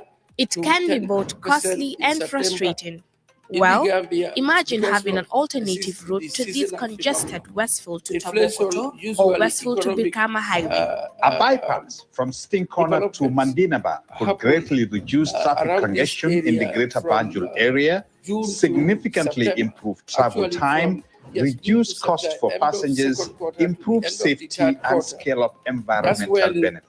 Plans are underway to build this bypass and make it a toll road. An analysis has shown that those who invest in this toll road can recover their investments and potentially make significant profits. The bypass could be financed through National Direct Investments, NDI, and complemented by Foreign Direct Investments, FDI. The NDI is an initiative that would create a platform through which national savings of both residents and diaspora Gambians are channeled to finance strategic development projects that are of national interest and can generate revenue. The bypass will have a self-financing capacity operated through user charges and a strong incentive for participation from a financial viewpoint. In case you're wondering about the management of this project, here's the plan. Representatives of the investors will be part of the board of the Special Purpose Vehicle, or SPV, responsible to provide strategic direction and oversight. In other words, they will be responsible for overall governance and decision-making. This SPV will be a separate, independent legal entity to own and operate the project. The banking sector in the Gambia, an escrow account with account details visible to all investors will be opened for the project. That is also fueling. By investing in a project like this, you are assured of a return on your investment and, most importantly, improve the lives of thousands of ordinary people. The exchange rate a win-win situation. Dalasi vis-a-vis the international traded currencies in the foreign exchange market, that has been very stable. Even though the Dalasi has been depreciating, but is one of the most stable currencies in the West Have you Africa traveled on the Summit Westfield to Tabokoto Road lately? African Have you Union. experienced the traffic jam along the road? As governor Have of you the Central noticed Bank the of the persistence Gambia, of the traffic jam? we are not saying Above the all, Dallas is not have you negotiating. experienced the inconvenience that accompany you as you navigate your way through this traffic? It can be both costly and frustrating. Well, imagine having an alternative route to this congested Westfield to Tabokoto or Westfield to Birkama Highway. A bypass from Sting Corner to Mandinaba could greatly reduce traffic congestion in the greater Banjul area, significantly improve travel time, reduce cost for passengers, improve safety, and scale up environmental benefits. Plans are underway to build this bypass and make it a toll road. An analysis has shown that those who invest in this toll road can recover their investments and potentially make significant profits. The bypass could be financed through National Direct Investments, NDI, and complemented by Foreign Direct Investments, FDI. The NDI is an initiative that would create a platform through which national savings of both residents and diaspora Gambians are channeled to finance strategic development projects that are of national interest and can generate revenue. The bypass will have a self-financing capacity, operated through user charges, and a strong incentive for participation from a financial viewpoint. In case you're wondering about the management of this project, here's the plan. Representatives of the investors will be part of the board of the Special Purpose Vehicle, or SPV, responsible to provide strategic direction and oversight. In other words, they will be responsible for overall governance and decision-making. This SPV will be a separate, independent legal entity to own and operate the project. NDI approach, and the approach is an escrow account with account details visible to all investors will be opened for the project. Enhance access to finance for the development. By investing in a project like this, you are assured of a return on your investment, and most importantly, improve the lives of thousands of ordinary people. And why you are important. Previous speakers have said it, that this is not a government project. The government could have done it. Financial institutions can't do it. There are contractors who said, have you traveled on the Westfield to Tabokoto Road lately? Have you experienced the traffic jam along the road? Have you noticed the persistence of the traffic jam? Above all, have you experienced the inconvenience that accompany you as you navigate your way through this traffic? It can be both costly and frustrating. Well, imagine having an alternative route to this congested Westfield to Tabokoto or Westfield to Birkama Highway. The Senegalese government had to call them to Mandinaba could greatly reduce traffic congestion in the greater Banjul area, significantly improve travel time, reduce costs for passengers, improve safety, and scale up environmental benefits. Plans are underway to build this bypass and make it a toll road. An analysis has shown that those who invest in this toll road can recover their investments and potentially make significant profits. The bypass could be financed through National Direct Investments, NDI, and complemented by Foreign Direct Investments, FDI. The NDI is an initiative that would create a platform through which national savings of both residents and diaspora Gambians are channeled to finance strategic development projects that are of national interest and can generate revenue. The bypass will have a self-financing capacity, operated through user charges, and a strong incentive for participation from a financial viewpoint. In case you're wondering about the management of this project, here's the plan. Representatives of investors will be part of the board of the Special Purpose Vehicle, or SPV, responsible to provide strategic direction and oversight. In other words, they will be responsible for overall governance and decision-making. This SPV will be a separate, independent legal entity to own and operate the project. Now, an escrow account with account details visible to all investors will be opened for the project. he estimated the diaspora By population investing in a project in the US, like this, you are assured of a return on your investment Asia, and most Africa, importantly, all improve the over the lives world. of The thousands diaspora of ordinary population that he win-win estimated was 140,000 Gambians.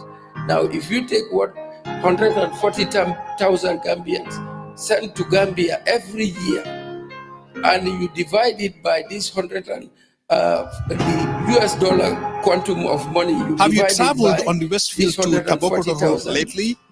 Have you experienced the traffic jam along the road? Have you noticed the persistence of the traffic jam?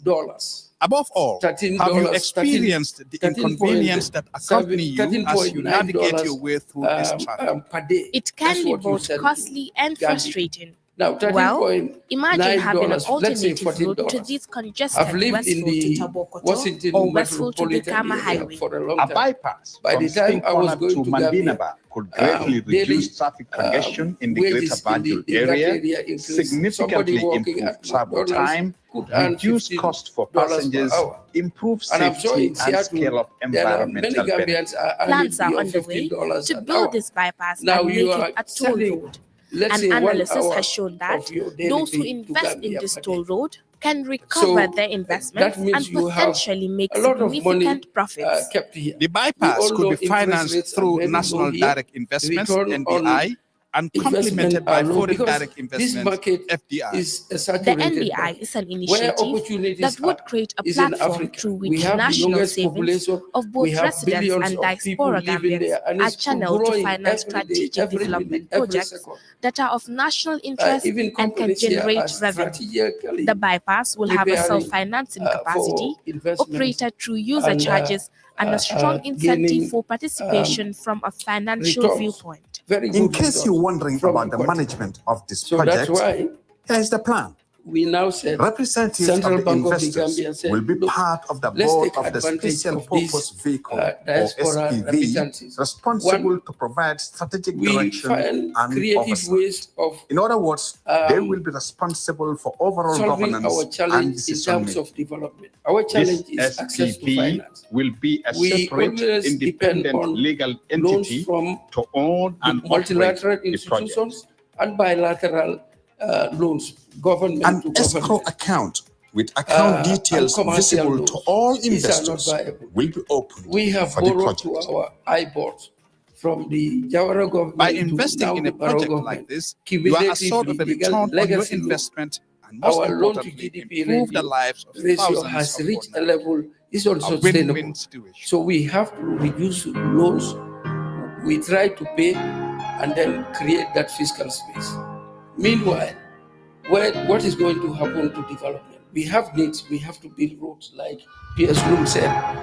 The urban area. Gambia Have you is traveled highly on the Westfield urbanized. to It's Tabokoto congested. Road lately? We have to build roads. Have you We experienced have the to traffic jam improve along the our road? hospitals, Have you schools, noticed the persistence electricity. of the We all traffic know jam? Nawek situation. Above all, We need to have get a you new stadium. experienced the inconvenience that airport in the accompany you sub-region, as there's you navigate competition. your way through And this we traffic? have to look at what It is can our be both comparative costly advantage. and In the frustrating. Gambia is services. Well, imagine But to having an provide alternative those route to services, this we congested have to Westfield have to the required Tabokoto or infrastructure Westfield to Brikama and the Highway. platform A to bypass attract from people to Stinkona bring to their Mandinaba investment could greatly to reduce get those traffic services congestion as in our the Greater Banjul strength area, and export, significantly just like improve Singapore, travel what they time, did.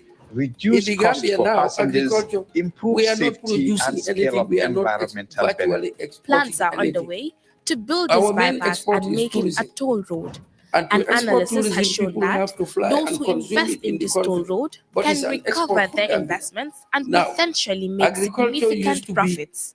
The main bypass could be export financed of the through Gambia National and the Direct main Investments, foreign exchange NDI, earner. and We all know complemented we by grew foreign up that direct there. investments, We have been in the FDI. farm. The Most of NDI us is come an from initiative humble backgrounds. that would My create a son, platform through we which used to go to national the farm. savings We of grow both a lot of residents and peanuts, we diaspora export. Gambians are It brings in channeled to foreign finance exchange. strategic Cotton, development we projects export. It that are brings of in foreign national exchange. interest and can Even generate cattle, revenue. livestock, The bypass will Highland have a skin, it brings in self-financing foreign exchange. capacity, And operated that's through why user during that charges time, and a strong yes, the incentive dollar for at some participation point from a was financial a viewpoint. fixed In exchange rate case you're system. wondering It about was the in management 86 of that this it was, project, here's the plan.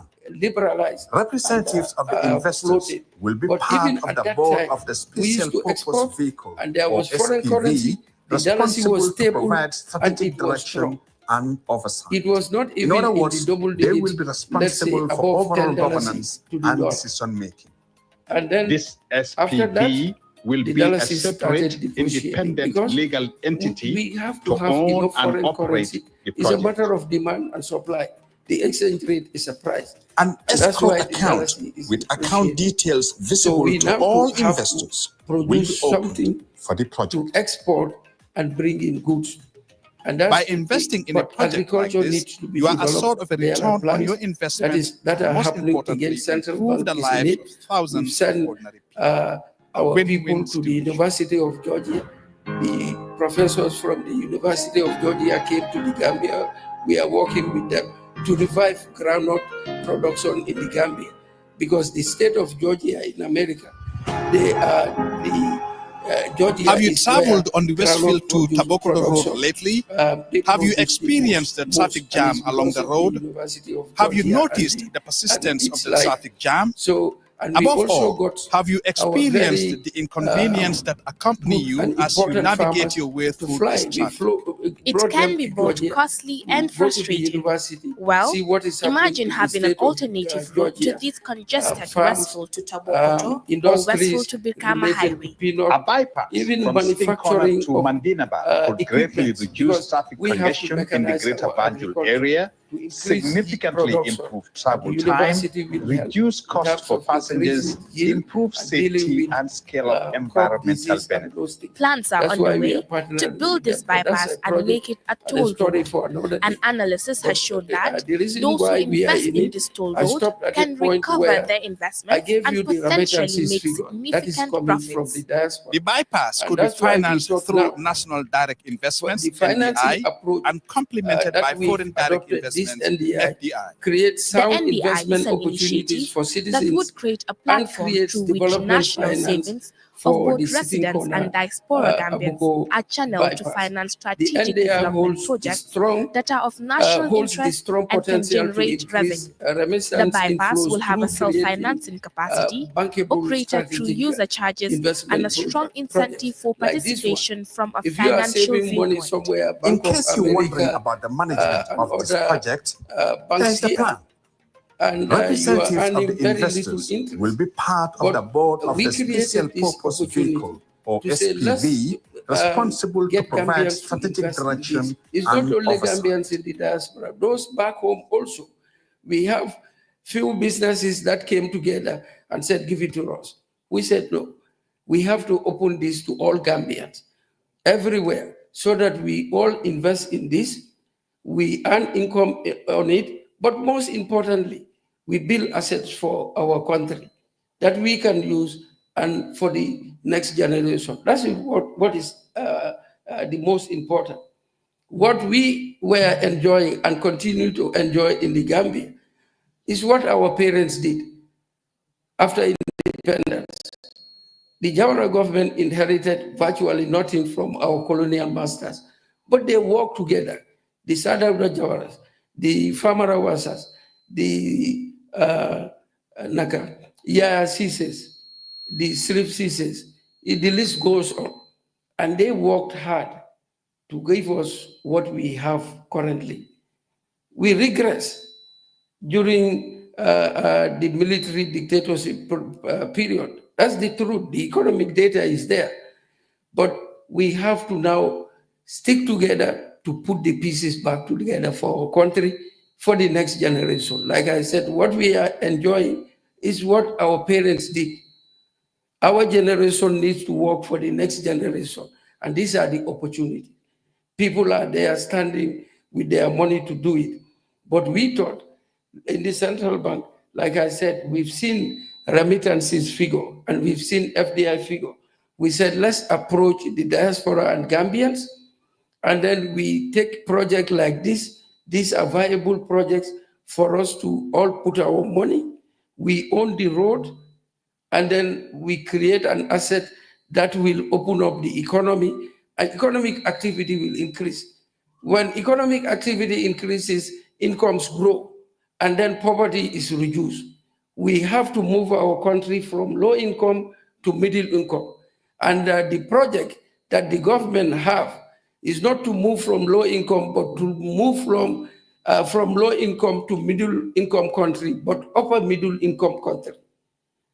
The consultants that did the study for Gambia, they left Gambia and went to Cape Verde during Sadauda Jawara's government.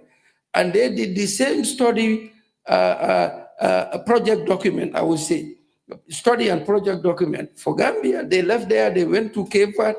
I was in the central bank as a junior clerk then. I was working with the HIID team that were at finance. He was at finance. My deputy was once at the Ministry of Finance. But what happened to our determination? The Jawara government implemented that 3 months, the coup d'etat happened. And we were stuck. Cape Verde, fortunately, were able to implement theirs from A to Z, and they moved from low income. Anybody can check this out. Cape Verde is an upper middle income country now. We missed the opportunity. But there is always a second chance. And that second chance is what we are trying to put together. I mean, increase access to finance opportunities for the country, and we develop our country through creative means.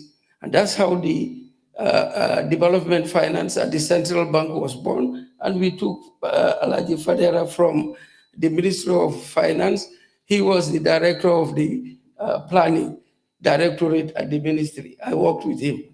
And he was among the people that worked on the first NDI when the Barrow government came after Yajame. The first NDI, it expired. Again, he was the brain behind it with the consultants and his team. They came up with the second NDI, that is the current one we are trying to implement.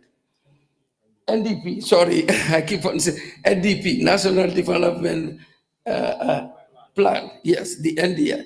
This one is called the Green NDP, the Green NDP. So, folks, we are here to give you that opportunity, give ourselves the opportunity. Even people in the Gambia will buy shares. These are going to be shares we'll issue. And the project is going to be our project. Government is not in this. This is something we should come together, embrace, and we do it. The projects, infrastructure projects that government is doing, those are social infrastructure projects. Currently, 1,200 kilometers of roads the government is trying to complete for the citizenry of Gambia. Hakalang is going to be complete. I think the scheduled date is to complete it before the next independence celebration. The Sankandi Road, which is Kiang all the way to where in Jara, Karantaba. And that is 80-something, because I remember when these projects were put together was the PS at finance. One is, I think, 84, 86, and 88. The other one is at Salum, around Sabasanjal area, all the way to Bambali. These are government projects. They are social projects. Those ones you cannot tolerate. We owe it to our people to be able to move between villages, health centers, from farm, goods are moved to market, people are able to move around the country, just like P.S. Loom said, in the US, you can live miles from your job, but you drive to every day, go and come because of the road infrastructure network that is there. We want to do the same thing, but we have to be strategic. Like I said, we don't have money and we don't have borrowing space. So where is the money going to come from? It's through initiatives like this. We have to be creative, Gambia, and Africa for that matter. The opportunities are now shrinking on us. We used to depend on the developed nations. Developed nations have their own problem. Let's look at what is happening in the US here. They are trying to now deal with their challenges here. So how will they now think about Gambia giving us millions of dollars of overseas development assistance? Those things are coming down, reducing. So we have to find for ourselves. And in trying to do that, to solve our problems and our challenges, we have to have this dialogue. That's why we at the Central Bank of the Gambia said, The social projects, let the government take care of that. And the government did something wise that has never happened in the history of the Gambia. In 2021, when the budget was done, the supplementary budget in August of 2021, government went to the National Assembly to get supplementary budget appropriation approved. And in that, they put it in money from our revenue for these 3 roads that I mentioned, Sankandi, Hakalang, and the Salum area. 30% of those projects was put in the ASP. Is it called, P.S. Abla, help me here. Is it SAP, supplementary appropriation. It was put there. And then 40% of those roads were put in the 2022 budget. And then at that time, Honorable Minister Mambure was the minister. And he said to the team, now 70% is available. This was done in collaboration with the Ministry of Infrastructure. At that time, PS Modsise, who is now Chief of Staff, was PS there. Now the other 30%, what is going to happen? So government tested the market then. So they issued 400 million bond. They call it infrastructure bond to test whether the money is with the private sector. And then 1 billion came after that 400 million. So by the time everything was put together, the government was able to raise $2 billion. And then that assured government that 70% is from the budget, where the road construction was going to take 2 years. Even if the contractors work ahead of time and finish it, there is $2 billion to pay for the remaining 30%. And for the first time in the history of the Gambia, government is building these 3 roads, nothing less than 84 kilometers to 88 kilometers. That's the range. With our tax dollars, no loan from anywhere. With that, the central bank looked at it and said, okay, let the government focus on social projects, the ones that are viable. And His Excellency Ambassador said here, there are other projects that are coming after this. But for now, this is the priority. You will see on the video, when you close walk from Banjul, by the time you get to Westfield, around the Red Cross area, before you get to Brikama, it can take you 2 hours or more. And if you are coming from Brikama, it's worse. And the taxi drivers are taking advantage of that. They will pick passengers from Brikama, drop them at Farato, that's a charge. From Farato to Yundum, that's another charge. From Yundum to Lamen is a charge.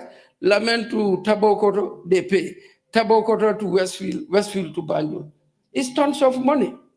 And the time wasted, the wear and tear on our vehicles, the fuel that is consumed, because that fuel we don't produce it, we import it.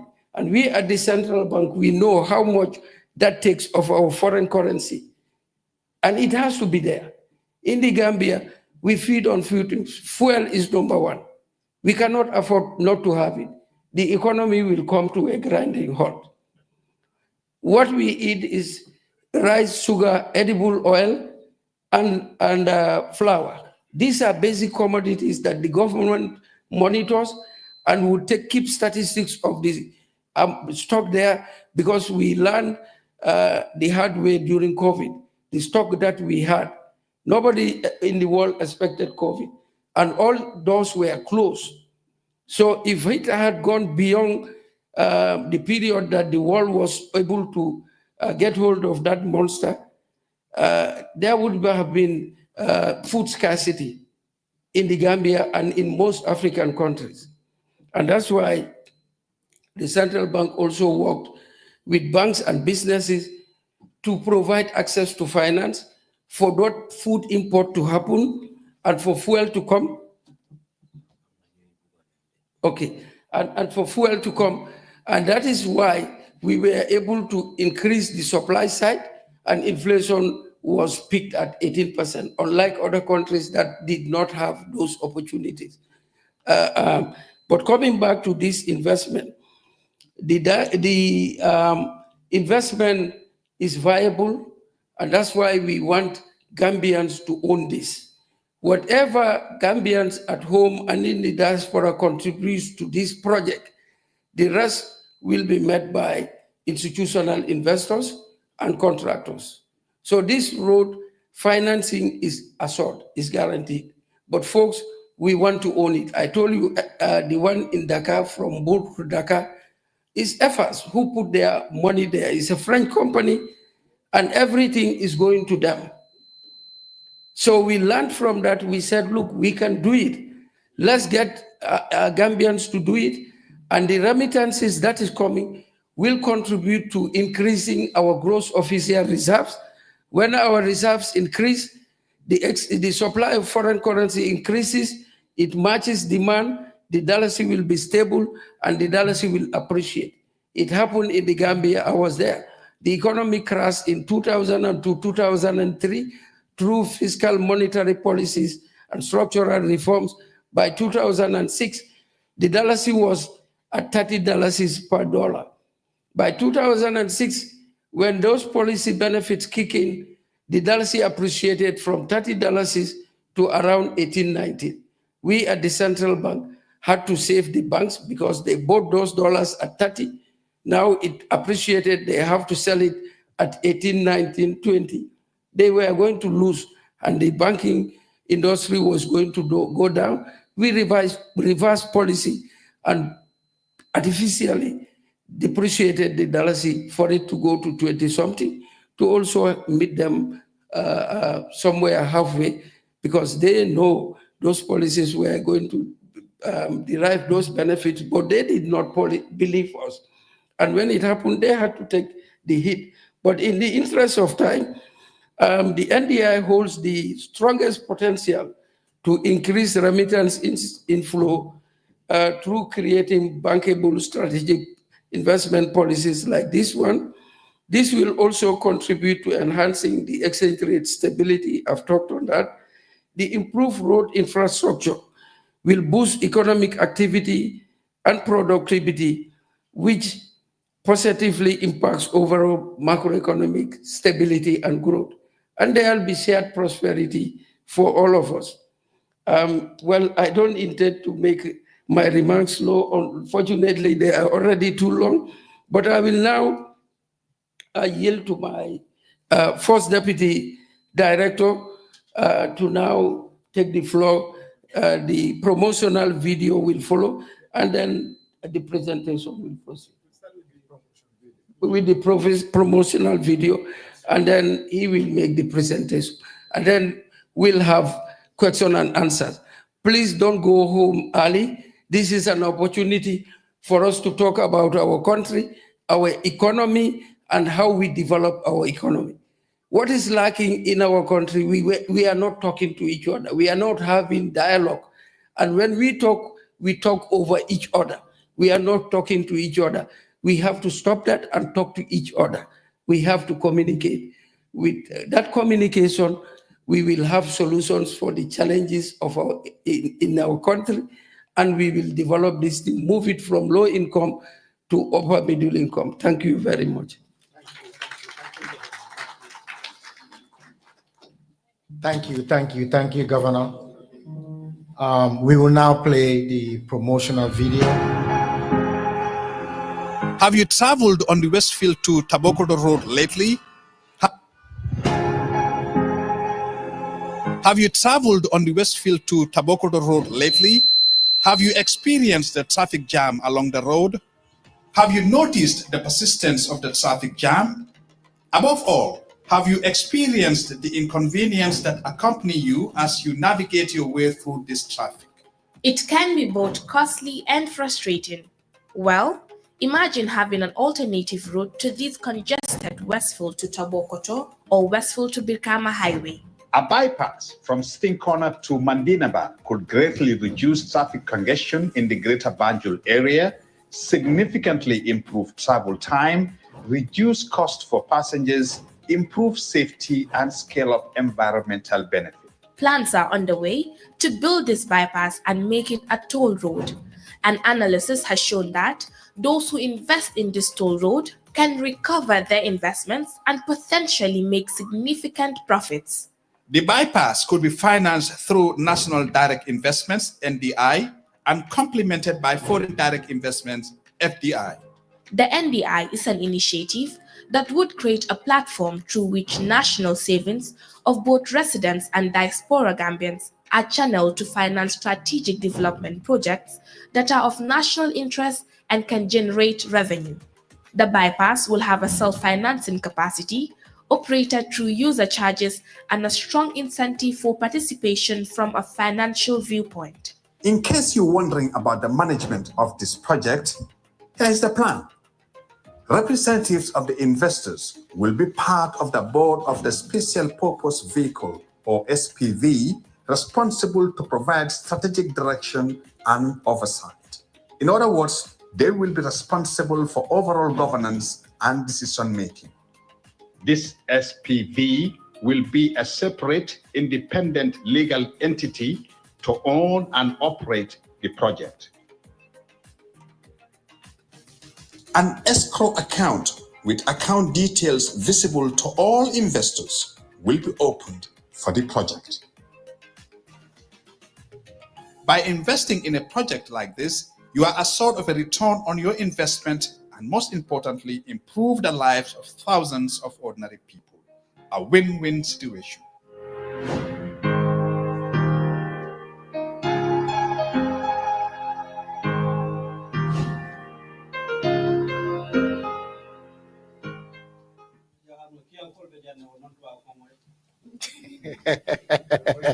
Don't worry, Jarankol be karandilale. Experience the traffic jam along the road? No, it's good. Have you noticed the persistence of the... You can get the mic on. Pa? Yeah, you can get the mic on. Do you want the individual? Do you want to hold it? Or you want to use this one? You want to use this one? Okay, Pa? Can you turn the light back on?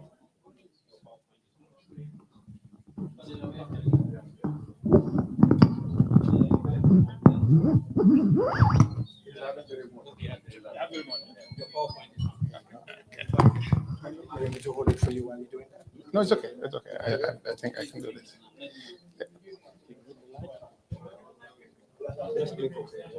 It's not going. Can you? Okay. This one. You're going to be moving around? Yeah, I'll be moving around, yes.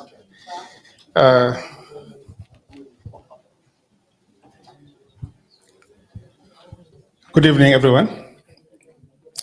Before I start, I just have to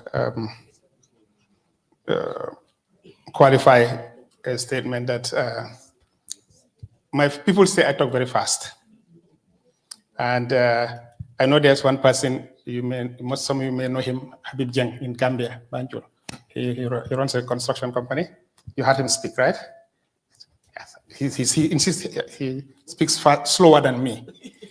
And I said, no, I speak slower than him. But I know I speak very fast. So please slow me down if I go very fast for you. And that is why I have my bottle of water here, because when I speak very fast, also it slows me down, yes. So you can understand that for starters. Now, my role today is really basically just to go through 4 questions that we think you may be interested in. As you want to leave, when you leave this place, you would like to have answers to them.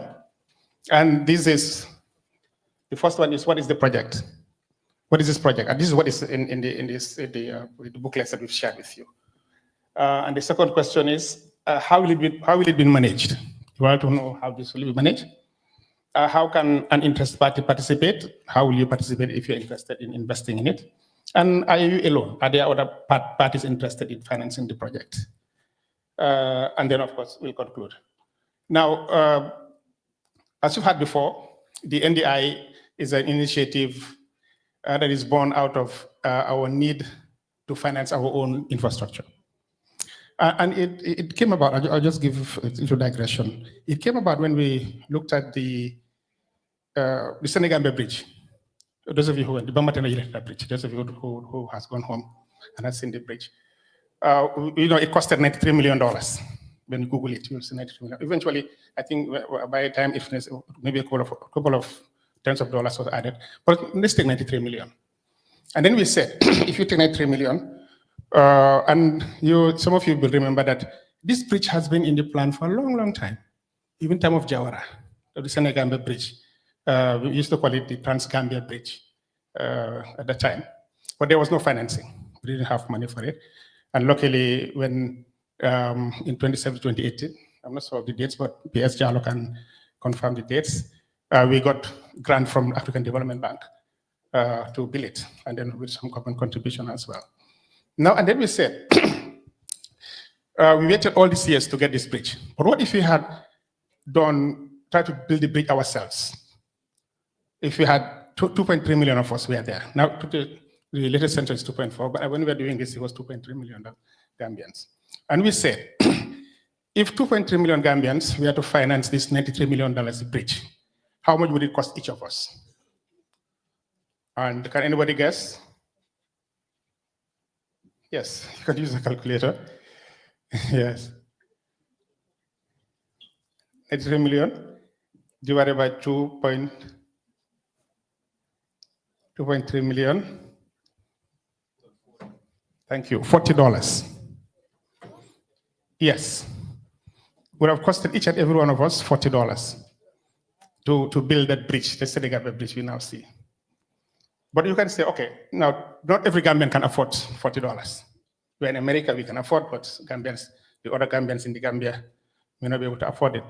Then we say, okay, let's take 5% of the population. 5%. Now, 5% of 2.3 million is 115,000. Now, that is less than the population of Serekunda.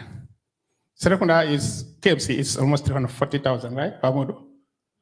About 240? That's Pamodo? 382 million. 282,000.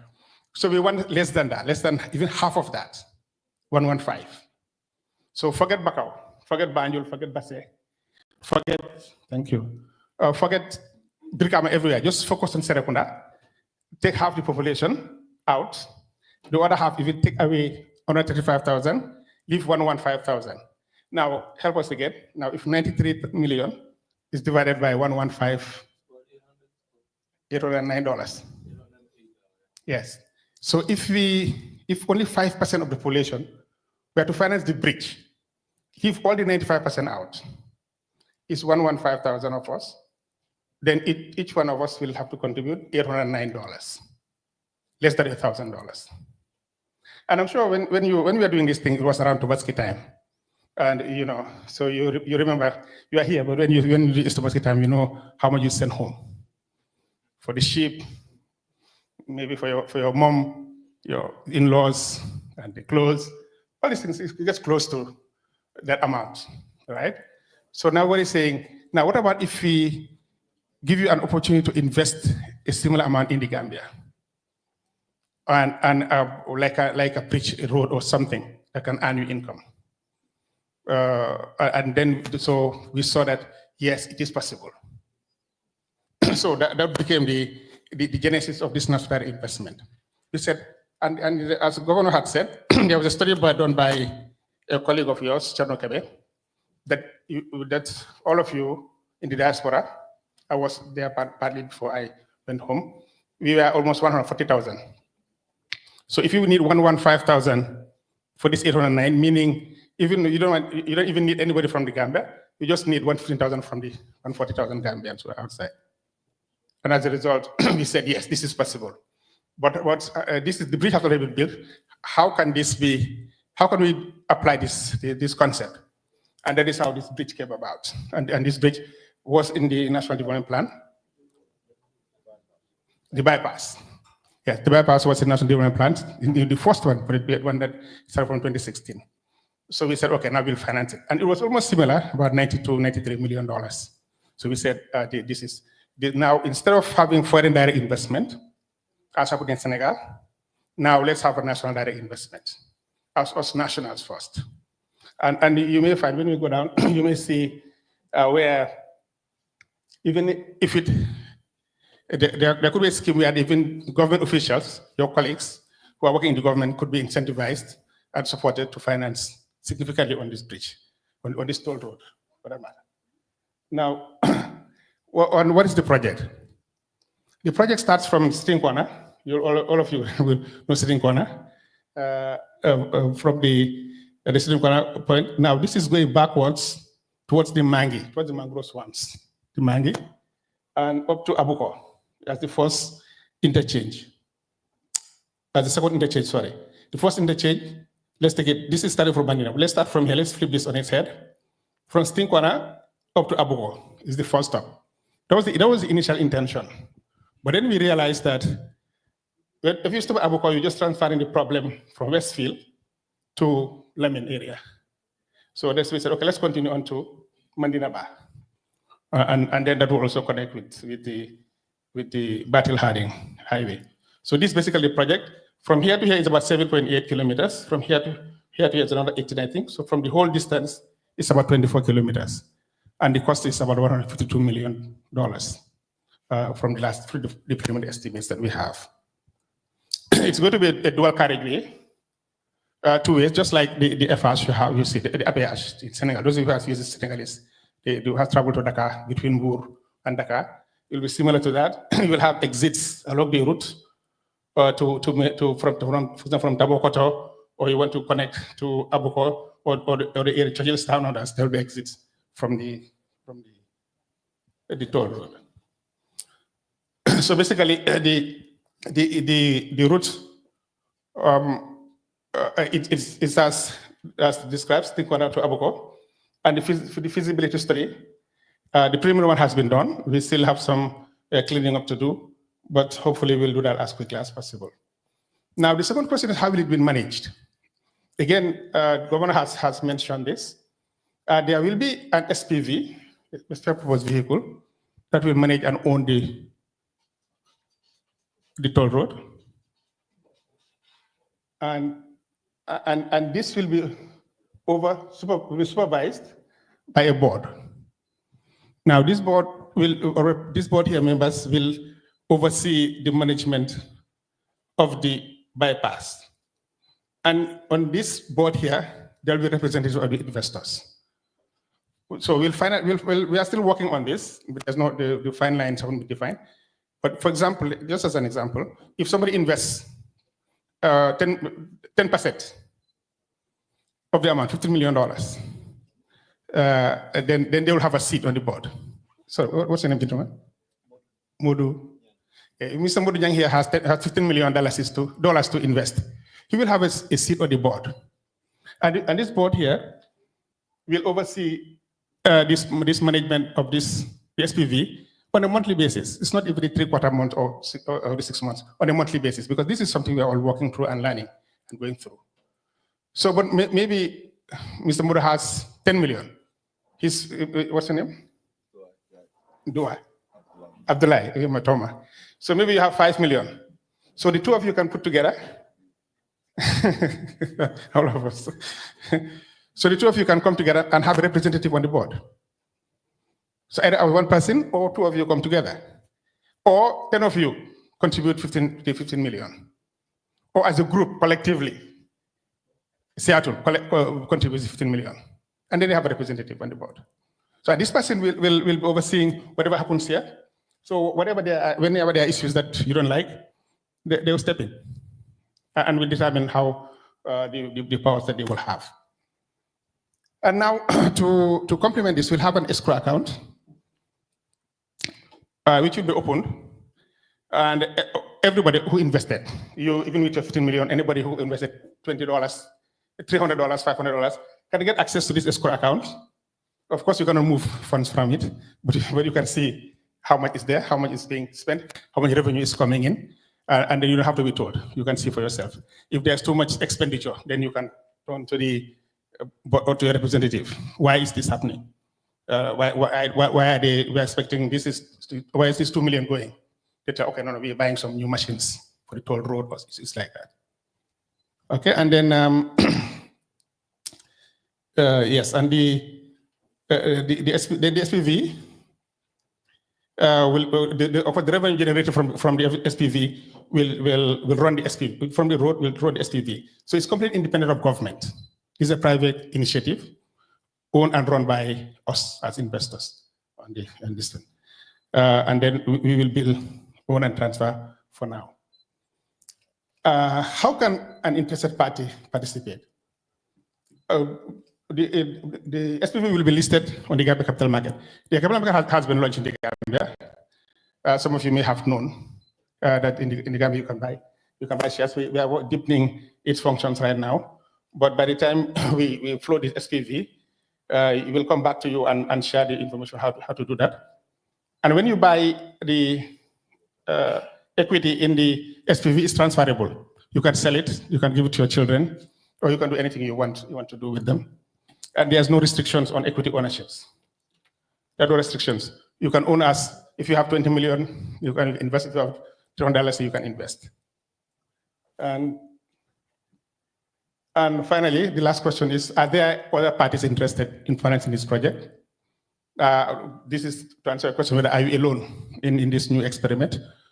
The answer is no. There are many financial institutions that are interested. Many parties are interested. Financial institutions, including banks and non-banks, already expressed interest to us that they will finance this. The Africa Finance Corporation is a corporation that is big in financing infrastructure in Africa, all over Africa, in building bridges. And one of the senior vice presidents is a Gambian. And I think there are a couple of Gambians working in there too. They are based in Lagos, but they finance in Africa's, in Benin and all these other countries. And they're interested also to finance, to be partners in this road. There are private contractors who are also standing by, ready to finance. As Governor had said, they said they would finance the whole thing. We said, no, let's give Gambians a chance to own this. And so that becomes our property for posterity. And then there was also some other institutional firms that are interested in doing this. Okay. Now, if you go back to the example we started on the bypass, on the bridge, the Senegal Bridge, that was the genesis of the NDI. If the road is estimated to be, by the way, this is the Battle Harding. We are not claiming this to be the toll road. It's the Battle Harding, so you will understand. Who has gone to Banjul has seen this road. That's the Battle Harding Highway. So when we just signed, it was so beautiful that we just put it here just for illustrative purposes. Now, the cost is 152.53 million. Now, if each Gambian, now we are 2.4 million Gambians. If everybody is to contribute, it would cost us $64 each to contribute. And that's every $70 to the dollar is almost $4,500 dollars. And if it is 10% of the population, then it will cost each of us only $636 to contribute. But again, we will keep on thinking through this to see how to make it as easy as possible for people to contribute. Because we did a quick arithmetic and we looked at the salaries paid to government officials as a whole. And you know 1 by 6. So you have 1 by 6, you're given one month salary and you pay for 6 months. Now, if they're given 2 by 12, they double their salaries and ask them to invest. If you put all of it together, you will get almost $14 million. And that could earn them a seat on the board if you use the 10%, slightly below 10%. So just to give you an idea of that this is possible, it's doable. And again, we want as many Gambians as possible to own this. And that's why we are here. We want Gambians both here and that's why it's a national direct investment. It's both both nationals and diaspora Gambians who would contribute towards this. And as Ambassador said, if you invested in it, he's a Yeteba. If you invested, you know how they like their money and food. So if they invest in it, they would make sure that nothing happens to it. If they see a pothole, they would call the MD or somebody else to come and attend to that problem quickly before it deteriorates. Yes. So please be a part of this. We really would appreciate to have you as owners of joining us. You're all investing in, by the way. Once this thing launches, you will see in there that we are all partners in this. Yes, we have also collected your details your contact details and especially your email addresses, just to keep you informed of developments if you want us. And then if you have any questions, please send information to our info@dfd.gm. It's at the back of your document. And then we will be able to answer to your questions. And in the meantime, we'll try and set up a network through your emails that we'll be sharing information with you, and maybe, if necessary, convene some MS Teams meetings or Zoom meetings that we can share information and some questions that you may have going forward. Thank you very much.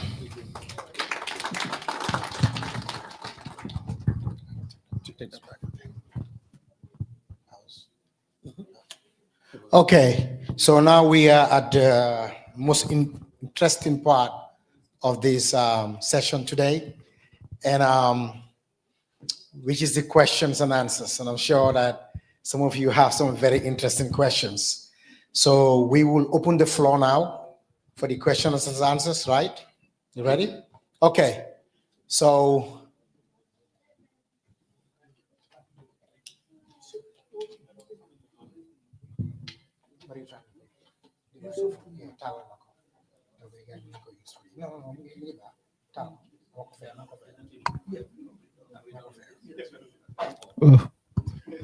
you can increase the thing. The orange. Okay, I'm gonna have a microphone coming around, and who wants to go first? And like Barack Obama's thing, yes, we can. I believe that we can do this. From the statistics, from the numbers, from $60-something based on some of us, what we got ourselves into. So state your name and you can ask a question. Good evening, everyone. My name is Suleiman Wada. I live in Seattle in Washington, D.C.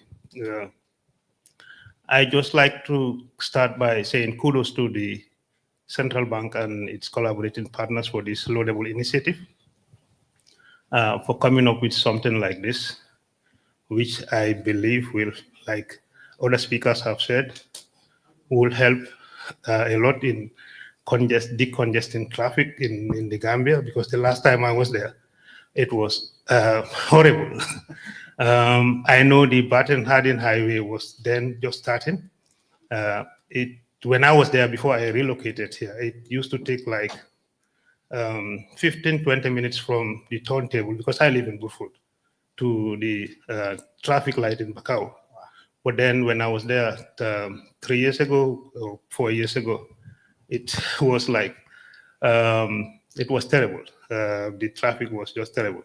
When it is the rush hour, kind of going that way was a problem. And then when people close work and they're heading home, it was the same nightmare. So for that matter, I would say congratulations and kudos to the Central Bank for coming up with this initiative. Well, it's a great thing that they realize that foreigners are coming in to invest, and then in the process and in the returns that comes with those investments, now they want Gambians to own that the asset one, and then the return stays in the country. Well, my question is, how soon will this project kick off? And then, like, what's the timeline? When can people start contributing or expressing interest that we are going to contribute? Thank you very much. Thank you very much. Okay, can we have one more question so we can consolidate them? The microphone, somebody needs it here. Where's the mic? Oh, it's over there. Okay. Good evening. My name is Modu, and I'll just echo what the previous person said. My question is in three folds. One, where is this project insured? How do we ensure that our investments are insured in case of something similar to COVID or any other economic decline happens? Two, how is the stocks going to be valued? And what will be the return in percentage interest? If I spend a particular dollar amount to buy a stock, what percentage of interest will that yield me to? And three, what management system, especially personnel discipline, will be in place to ensure that there is efficiency and also there is reduction of waste. Thank you. So he has enough questions. One more here.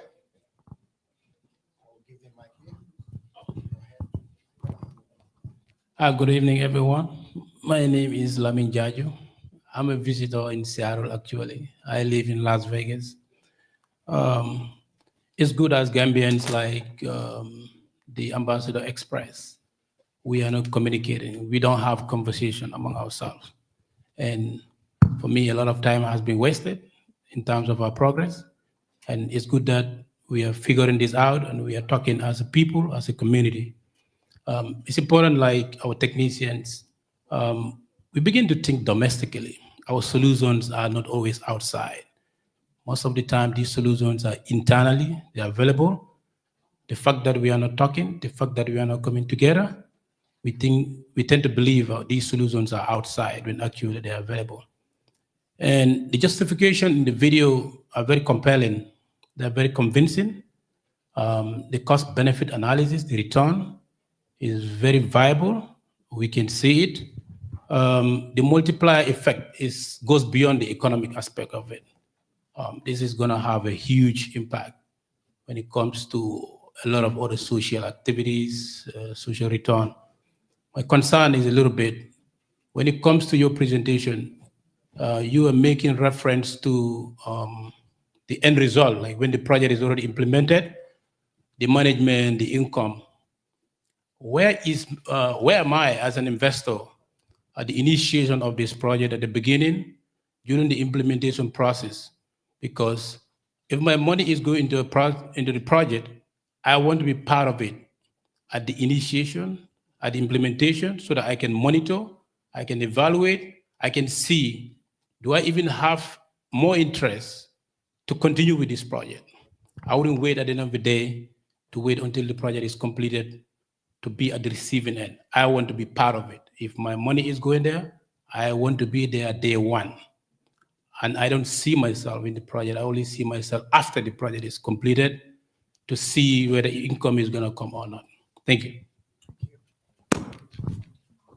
Thank you. I think you have enough questions to answer, right? Yes. So let me start with you. Right. Okay, thank you very much. Sorry, Mr. Wada. Yes, how soon will the project start? We still have some work to do. As you've seen, I think when you look at the bridge, the route, I didn't emphasize on that, but when you look at the document, you'll see there are three alternatives from Madinaba to Abuko. Three alternatives, I think it's 2A, 2B, 2C. And between Abuko and String Corner, there are two. So we haven't finalized on which route to take this. This is a feasibility study that has come in to say these are the options that are available. And we just took the most expensive, the middle expensive one. There's one much more expensive, but we took the most reasonable. There's 153 million. Now we still have some work to do to finalize those numbers. So when we do those numbers and then agree on which route to take, then we will now come with the final one. And that's why I didn't mention anywhere around here the return on investment, because we haven't chosen on which route to take yet. But once we do that, we'll share that on the website that I've mentioned that we'll build. In terms of timing, I think to be very optimistic, we're thinking maybe towards by the second quarter of next year, there'll be some more significant progress to it. And that's why we've taken up your contacts that you'll keep you posted. Now, on the question, on this modest question on insurance, I'll get some. I will leave with finance and NRA, maybe if they can answer about the insurance. About the stock, let me just answer this stock here and then we get back to them. What is the value? What is the stock to be valued?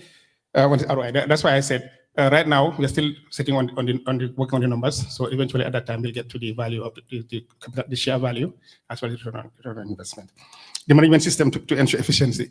The SPV, by the way, will be managed by the most competent Gambian. We'll advertise the position.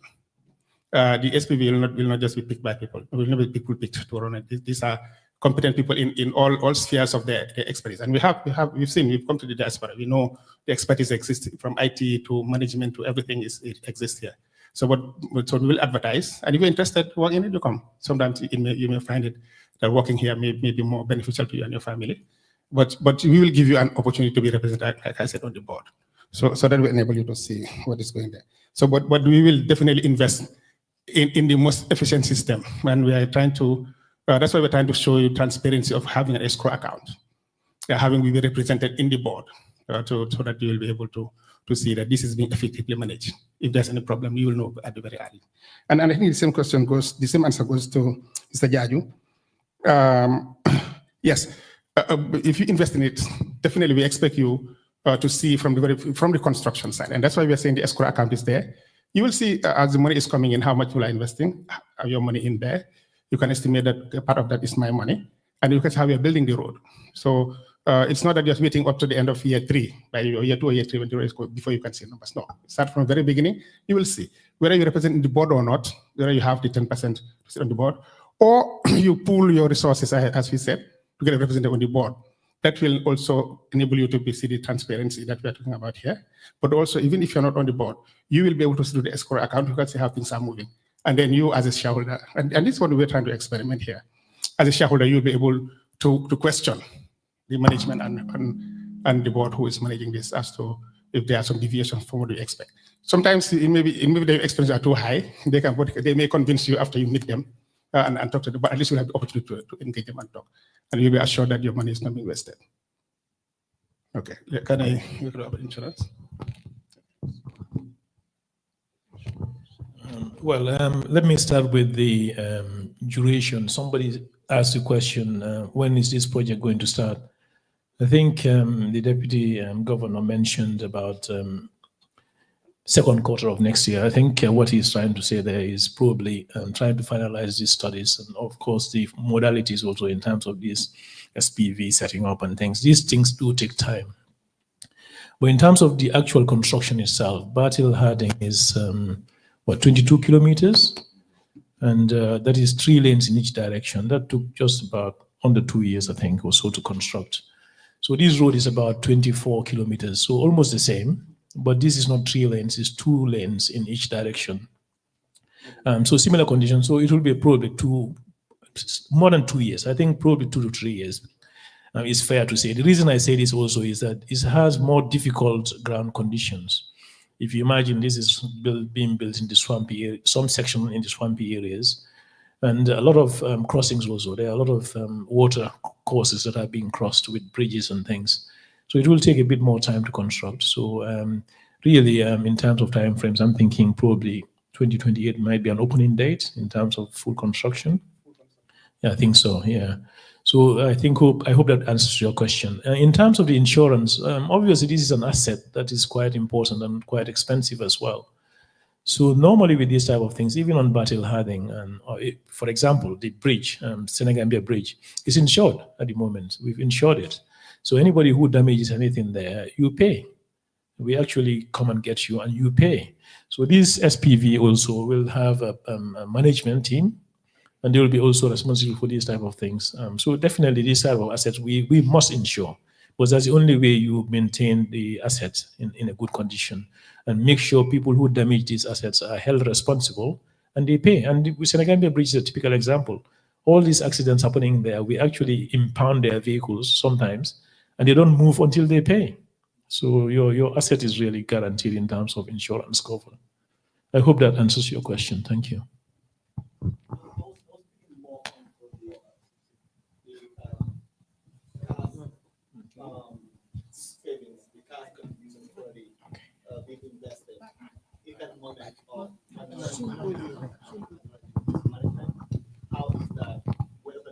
Who insource that? Is it something that the central bank insource, or is it something that the government of the Gambia protect? So if you can repeat your question, please. I'll give you an example. At the state level, the state is self-insured. So all the physical assets of the state and the cash flow is insured by the state. So in this investment, while the project initiation is going, how is the investment insured? Where does it live? Is it something that central bank insured, or is it the government of the Gambia that gives it back in? And to ensure that there is risk mitigation and to ensure that there is that flow back when something happens on the investments. Maybe we don't get you very well, but I can tell you that in any feasibility study, the risk associated to that project, they don't only do an assessment based on the risk and return relationship, but also the study will also contain all the risk associated with the project that may constrain or affect the implementation of the project, or that may scale back the performance of the project. So those risks are normally evaluated during a feasibility study, and the risks are also classified, whether this is high risk, medium risk, or low risk, and mitigation measures are also identified against each of the underlying risk. Those things are always done in feasibility studies. So it tells you all the risks associated with it. It can be economic risks, social risks, natural disaster risk, and how those individual risks are rated and how they are also mitigated, and who is responsible also for ensuring that these risks are mitigated. Those things are contained in the feasibility study of any project. Yes, but as far as I'm not sure whether I'm clear with your concern, but as far as the timing is concerned, they have explained that the reason why we are here at this time of the year is just to is a roadshow, and we are informing you about the investment potential in the country. And this will help you, if for interested in investors, to see how you can realign your investment plans. Because we don't want to surprise you. We just go right at the middle of the year, for instance, and tell you that, we have a new project and we want you to invest immediately. Those things will not be fair to most of the investors. And if we surprise you, we might end up getting other investors that are not ideally what we want.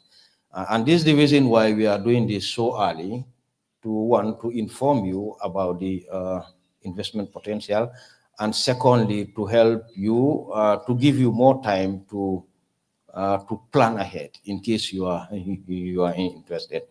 But for insurance, all investments are insured. Even the Senegambia Bridge is insured. And for the issue of the efficiency that has been raised, especially by you, that's the reason why we are taking the private sector dimension of it. This will not be managed by government. Take the Senegambia Bridge, for instance. This will be managed by an international firm. They hire an international firm to do the O&M, to manage it. So the reason why we are allowing this to be private sector managed is to benefit from that efficiency that you are talking about. This will not be run by government or any other public entity of government. So allowing that private sector participation gives it that benefit of efficiency. Yeah.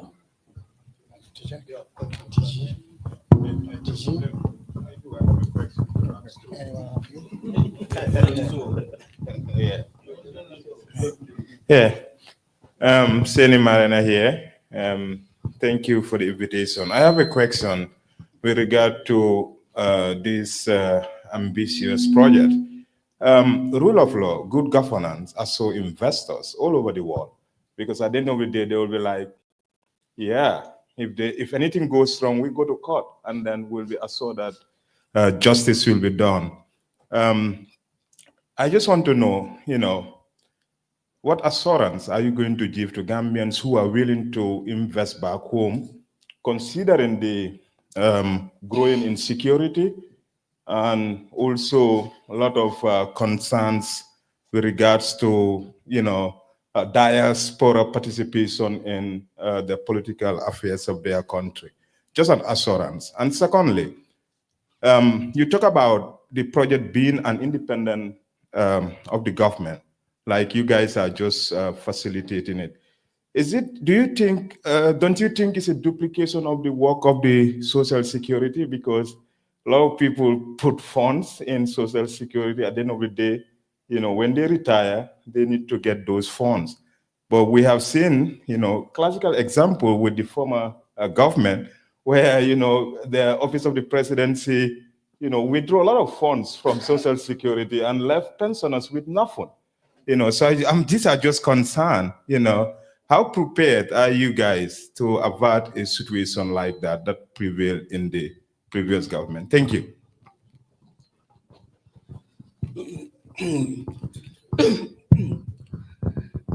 Thank you very much. Excuse me. Thank you for your question. Yes, let me have word. Sorry. Now, in terms of the security of investors' fund, regardless of which government is there, that doesn't matter. That's why we said government is out of this, but in terms of ensuring the investors' money, there is going to be laws governing this investment. First of all, when we put this thing together, we cannot take out government in this sense that you need government to do provide the necessary legal instruments.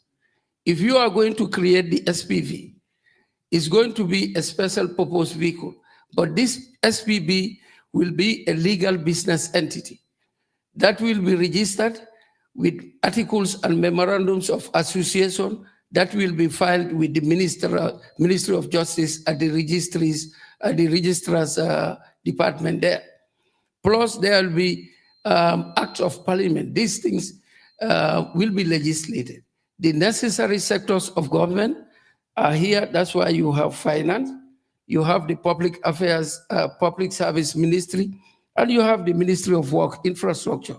The permanent secretary is with us on this talk. Unfortunately, he's not here right now. The relevant sector of the government that needs to prepare the legal instrument, that ministry will do the cabinet paper. It goes to cabinet approves it, send it to the National Assembly. The select committee of the National Assembly will look at it, and then it goes to plenary. That is the entire parliament will now discuss it, approve it. Once it's enacted into law, is signed by the president, gazetted, it's law, and the investment is protected. It has happened even during Yahya Jammeh's period. Those people who invested, and like you, what you referred to, when this government came, they took responsibility of those obligations. And some of those represented obligations, we are all paying for it. I will give you an example of the 30-year bond that we are holding at the central bank. Because of what happened in the banking sector, after Yahya Jammeh regime left, the government cannot just disown those things. Government took responsibility of those, and the central bank provided the resources to give back to those investors, and then government took it as a bond, 30-year bond, that all of us are paying for, Gambians. And that is why we are into this. We've learned what happened, the hard way. And that's why we want to make sure, like MD Sanyan said, and my deputy governor said, we are on a roadshow to inform you, but we'll make sure the risks that the gentleman mentioned are all mitigated. And this has to be through legislation. It doesn't matter which government is there. It doesn't matter the security of the country that you mentioned, this has nothing to do with that. Once these articles and memorandum of associations are prepared, the legal entity is created, whatever name it takes, it manages this asset. So even 10 years later, something happens, these are the property of investors, the legal instruments are there, and if they go to any court of law, it's their property. Like any investor in the Gambia, it doesn't matter whether it was Jawara time, those investors are still doing their business. When Yaya came, they are still doing their business. Barrow is there, they are still doing their business. I can give you business owners. And those are private sector small investment. Much more business investment like this. Government has nothing to do with this. They don't have shares. The money we are spending on this roadshow is going to be in an escrow account. It's Gambian people's money. It's not an expense that we will just spend and forget it. It's going to be there when this project starts. Whatever we spend on it, central bank will be given shares. And those shares, as orders come to buy, if the shares are all sold, later on, or people came to and want to buy these shares, there are no shares, we will offload it in the market and sell it to them. So in terms of the security of investment, that is guaranteed. Social security, our pensions money have nothing to do with this. And the pensions, social security pensioners' money are guaranteed. Whatever happened to it, like you mentioned, the previous regime, those resources are all back in there. Because that's what I said. Those resources is not only social security. All the parastatals, those monies that have been unfortunately taken, that's what I said. Central bank had to, that is the state, the Gambia government had to give it back.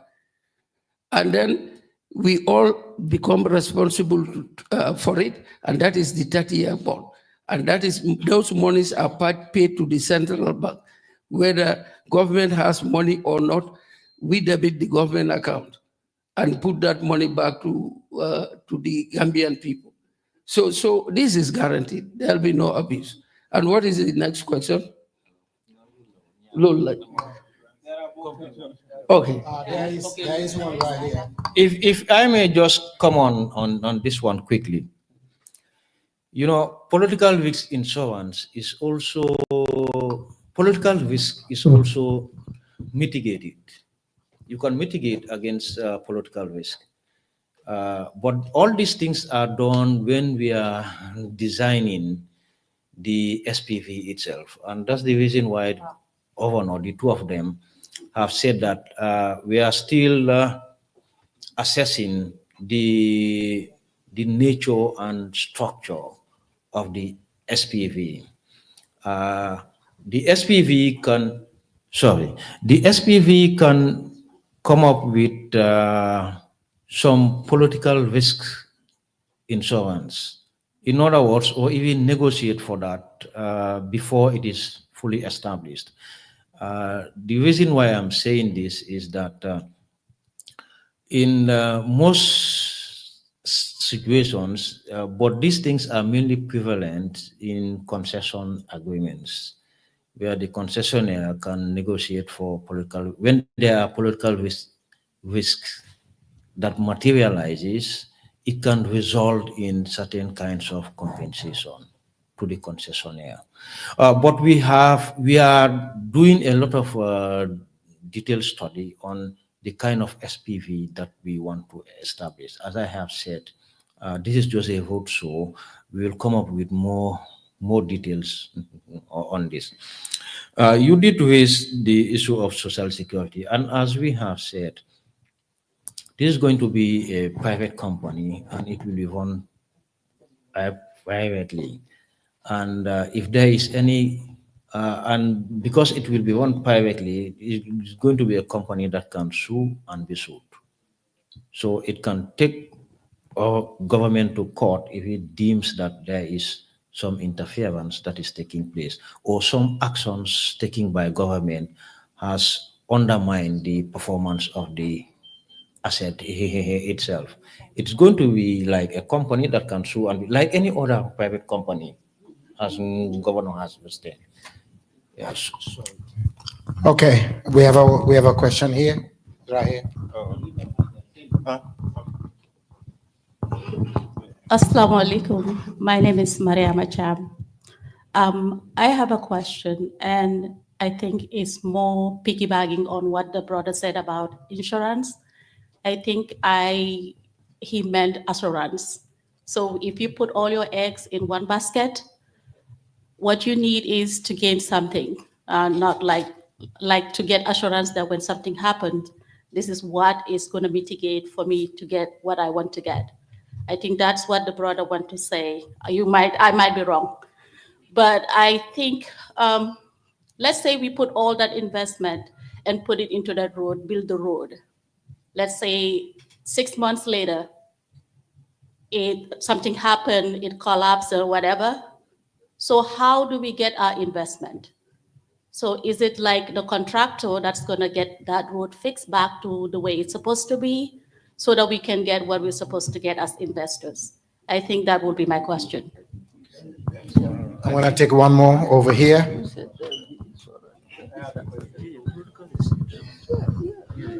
Okay, so Lamin Mane, Pa Mane again. I just want to, and I might be wrong too, so I just want to add on to what these people are talking about, insurance, and I believe it's taken care of because any contractor will be bonded and lancing. So I think that's the part they have concern with. So whether that's true. But I just want to talk to a little bit or ask a question, Mr. Toure, the central bank governor. You talk a lot, but more in technical terms. So I want you to break this for us here, some of us who are laymen, because I think currency fluctuation is very, very important in this project. Currency fluctuation and foreign exchange rate. Those are very, very important. I want you to break it down for us, how you're going to assure the diaspora that the dollar C will be stable and competitive compared to other foreign currencies. Because we live in the United States, if we want our dividend, it's probably going to be paid in dollars. So if you can talk to us in layman terms, kind of explain that to us a little bit more. I know you talk a little bit about inflation and how that relates to the whole project and sustainability, but if you can expand on that a little bit, that will be great. The second part of my question is that we have seen these infrastructure projects in Gambia. Most of the time, or let me say Africa, because Gambia, I've never seen such a public-private partnership, but we've seen the ports development project. It doesn't pass through feasibility stage still. It's like over 10 years now. Okay, and most of this is because of poor planning and preparations. We know that, and then costs increase eventually because of inflation. So, can you assure us that what you are doing right now is going to be sustained and continued, and we will see the light at the end of the tunnel? Because I think this is a good move. For the first time, you are engaging diaspora and Gambians to invest in their own country. So this is a great move. I really applaud it, but I want to see whether it will be sustainable. Thank you. Thank you very much. I'll start with the second question, the feasibility studies and whether we'll see this project through. And also the timing matters in terms of managing the cost of the project. I can tell you that with this project, we've really think hard deep on creating this in the first place. And also, before we embark on this roadshow, we have to make sure that whatever we are out telling Gambians, that we don't embarrass ourselves, and also we don't soil the integrity of the central bank and the integrity of the Gambian government and ourselves, Gambians, all of us. So the necessary feasibility studies has been done, the financial studies has been done, and this has been done. The contractor, a contractor that worked on Battle Harding did the feasibility studies and the financial studies, and they requested that the cost of that be given to them as shares. So that's an indication to you about the viability of this project. We've been saying that some contractors said they will do it, finance it 100%. And one of them told us, Yan Hamulen Halis Binekasili. And we said, no, we know. That's why we said, no, this goes to Gambians. So those studies that are important to give us an indication on the viability of this project before we embark on this roadshow are there. We just need to, and that is a consultancy firm, an international consulting firm based in Spain. They did the studies for this battle hardening that has just been completed. And come and see battle hardening phase 1 and 2. Phase 3 is coming very soon. But phase 2 now, when you are driving on that battle hardening road, you feel proud that you are a Gambian and we have that kind of a road. And this is going to be a continuation of that road so that we have a ring road. And this road is going to connect to the, is it the ECOWAS road, MD? From Dakar to, is it Abidjan? It's going to be connected to that because it's going up to Medina Ba, and that road from Dakar to Abidjan will pass through Medina Ba, Siliti, into Casamance, all the way to Abidjan. But focusing on the studies that you mentioned are there, like my deputy governor said, we did not want to come and tell you, even what the gentleman asked, if I put my money there, what return am I going to get on it? We have an indication from the people who are doing the financial studies. We got a model from Africa Finance Corporation that Director Fadera and his team worked on that model. It gave an indication. Africa Finance Corporation also is there to help us as a backup, that when we get these financial studies from the consultant, they verify the ROI and everything that we are coming to tell you, that if you put a dime in this, this is what you get in return. So to summarize the answer on your question, those studies, the drafts are there. Draft documents are available. So you can see that we are on top of this game. We are in front of the curve, not behind the curve. And the only thing left now is to go back, double check on those details and make sure they are firm and robust. Then we can share with all of you. These are documents that we will share with, is going to be there. Because if before you put your money in something, you have to know all the characteristics and components of that particular project and investment. So it's not business as usual. Africa and Gambia, for that matter, we've learned the hard way. We keep on doing things the same way as if we are robots. No. Now we are very dynamic. There is a paradigm shift. Before, nobody was thinking something like this. My deputy told you, we could have built that bridge called Senegambia Bridge, which is Ilitena Bambatembla. The ferries were there. There was a lot of talking. We could have done it by ourselves, but we don't believe in ourselves. And it took a whole, how many years? 30 years of Jawara government. Another how many years of year, until we were rescued by the African Development Bank to give us a grant, when we could have done it. And we've seen other countries do it for themselves. Like I mentioned, appears here, from Boot to Dakar, We took it all the time because sometimes if we have to fly, we fly out of Dakar Airport. And we've seen in terms of opening the economy, economic activities, and the kind of money generated from that project, that is going to France. So we don't want anybody to come and build it and take it away. Like we said, there are investors sitting down. But to answer your question, the feasibility studies has been done, the financial studies has been done. We need to farm up those things and also make sure we work on all these things that we need to do. We are here to interact with you. We are also learning from you. There is a lot of capacity in the diaspora. Whatever you can contribute to this, making this a reality. That's why we give you the info, the email address, and like my colleague said, we'll later on we took your emails and all that. We'll be communicating continuously to make sure that we refine this thing and make sure we develop it to implement it. But make no mistake about it, this is going to happen.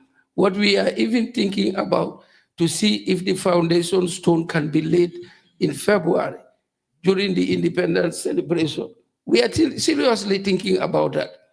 And that the implementation, like the technicians said here, we will now work depending on what work we've done on it so that we can now, to answer Mr. Wada's question, give you an indication when we will be reaching out to you that these shares for this project will be floated on the capital market. In 2023, the central bank created a capital market in the Gambia, and we've tested it, it's up and running. The government needed $850 million to pay part of the 1,200 kilometers of road. And when we floated it, $1 billion and 70 million was collected. The second round, they needed $500 million. We floated it, all the 500 million was taken. So the capital market that is there, this thing will be floated on the market, and then investors can buy shares. Was there any other question? Yeah. I have two questions. Okay, I can explain about the stability. Can I want to hear? On the stability, you said the dollars will be stable and competitive. Yes, I want to assure you that with or without the toll road, this is one of the mandates of the central bank, price and exchange stability. So right now we are engaging, actually this exercise is part of our exchange stability. If you bring in the remittance, you bring in more dollars, there will be an inflow of more dollars into the ecosystem that will help the dollars stabilize. So whether we have this bridge or not, whether we have this toll road or not, the dollars stability is a mandate of the central bank and we'll work on it. But there is no government that can guarantee you that the money will be stable. Take the US dollar. We all know, we've been here in the elections. One of the reasons why, okay, I want to go into the politics. but the $5 you had, what it bought last year and what it bought this year, they are different. The dollar itself is not stable. There's no government that can guarantee that stability.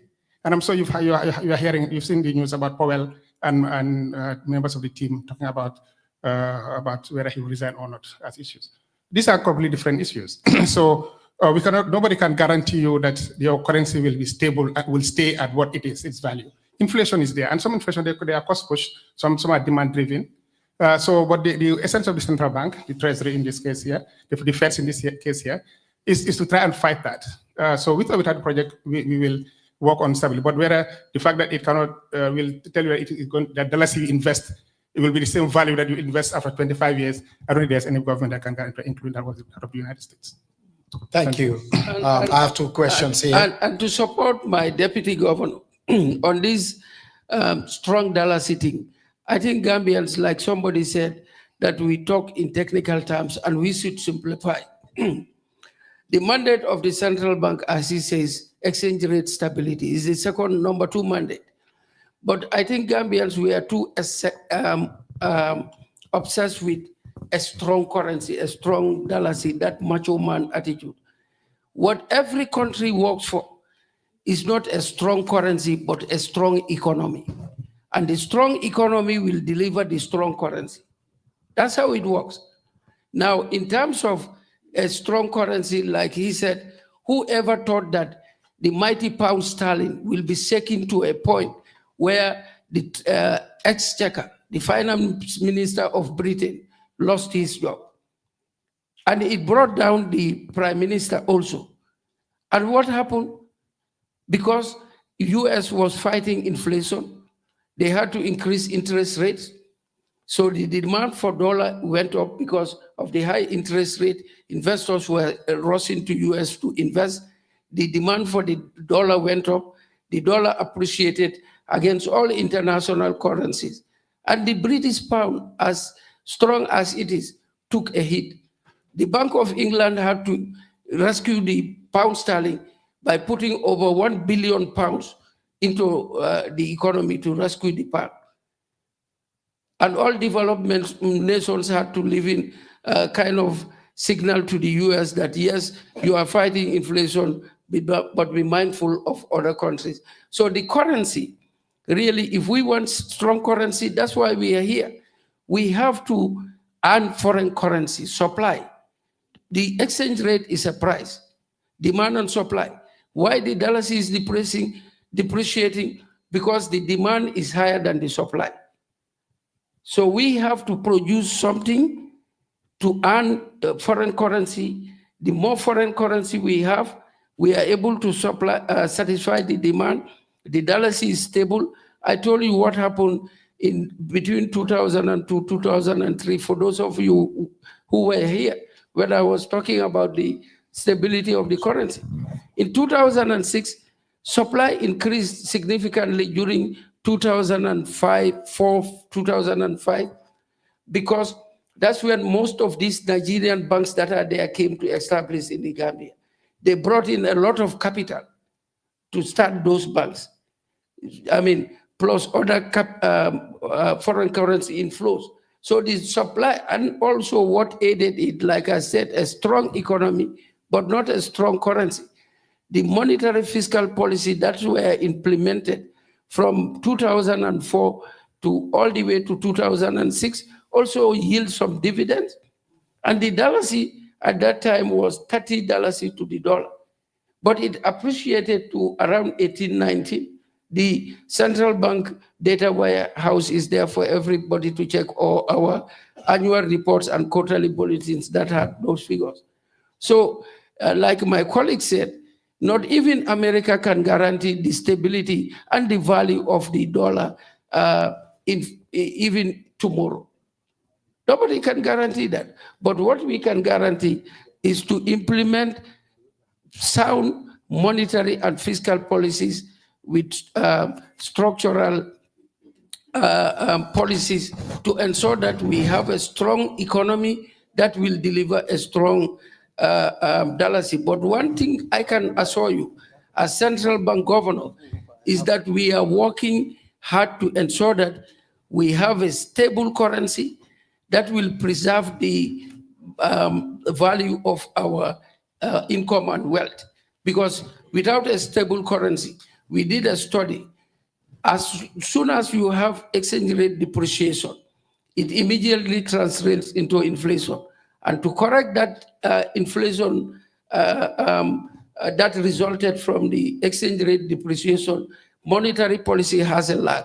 It takes minimum 6 months to 18 months. If the policy works early, it will be 6 months and beyond. If it goes the longest, not more than 18 months. And then inflation will be tamed. So having a stable exchange rate is important in terms of having a low and stable inflation. Because like my colleague said, if you have inflation and the dollar, or let's say US dollar can buy you 10 pence, if inflation increases, it reduces the value of the dollar. Now the dollar can buy you maybe 7 or 6 pence. You are getting poorer. But if the currency is stable or it appreciates, the 10 pence a dollar can get you, maybe you can get a 12 pence out of $1 or 13 pence. So you are becoming richer with the same income, and you can now take your money and now include other goods, not only pens, you can also buy pencils or rubbers, so you become more wealthier. That's the effect of inflation, how it affects your income. That's the relationship between inflation and income and wealth. Thank you. One thing I wanted to add, he mentioned about the import-export, the demand. By the way, Gambia, we're not exporting anything out of the Gambia. Gambian-made products, we do have the products, but we're not exporting. And we are also lobbying while we're here for you Gambians in the diaspora who have the know-how, come into the Gambia, establish something. Like we have the Jalos. He came, we met yesterday. I'm advocating with this guy. Mr. Jalo, by the way, can you stand up? Let me introduce you. So this is the Domoda guy. The guy that puts the Domoda in the can. So now imagine having his Domoda being manufactured in the Gambia. And it not only become a demand within the sub-region to supply them, coming to America. We talked about programs about the African Growth and Opportunity Act that Gambia is part of. Gambia is only exporting at 3%. Senegal is at 60%, right? Don't talk about Ivory Coast or Mali or Ghana or Nigeria, who are in the numbers of billions. So we need to also start looking at doing stuff in the Gambia. Let's support the Gambian, especially the agro entrepreneurs in the Gambia, the women. They are there hardworking every day, doing packaging, doing cereal, the cherry, the findi. I had findi for lunch today, with the Domoda. So imagine being over here, having your Gambian findis being in demand, Americans discovering it. How many Gambians do we have in the diaspora? How many Gambian stores do we have in Seattle, in Atlanta, in New York? Go there. Most likely you will see Senegalese products or Malians or Guineans. What happened to the guy? You think we couldn't do it? We can do it. And hopefully that will help us export. We're going to go on with the questions. Can I take two? Okay. I'm coming to you. Assalamu alaikum wa rahmatullah. Good evening, everybody. My name is Babukal Ture. My question is, on the financial side, do you guys have any specific amount that investors will invest, or is there any, is it open investment, any amount that you have you can invest in? And the second one is, how are we going to be represented if we are here in the US or in Europe? Are we going to have a special representation back home in Gambia? Because I believe there is going to be a board of directors that are going to oversee everything. So this is my question.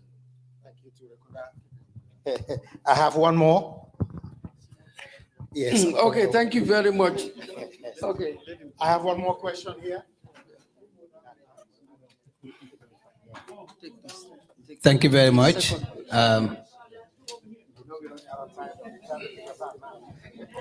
Thank you very much. I wanted Mr. Jallo to be here before I ask my question. He's over there. But is anybody surprised that the Jallo over there is with the Domoda? No, I'm saying this guy. Over there, yes, Jallo's over there. I know, that's what I'm saying. That's why I wanted the Deputy Governor of Central Bank to be here to ask questions. He's in there. It looks like he left. But yeah, I wanted to welcome all of you and say thank you very much for being here. Pa Usman, thank you always for hosting. And thank you, Governor, and thank you very much, your delegation. And I wanted to talk to the ambassador specifically, the ambassador, Mr. Jallo, Mr. Ba, calling him Jallo. I wanted you to focus on Seattle because Seattle is a hub for small businesses.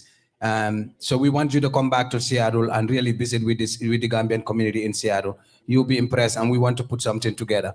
The other thing I wanted to say, it is about time, or even past time, for Gambians to look within. Okay? we always work in silos. I always say we are a victim of our individual successes. If you look at this room, a lot of people, all of us are successful, pretty much. But we can't come together and do something. And this is why I'm celebrating that idea of really doing, the NDI, really in a, direct investment.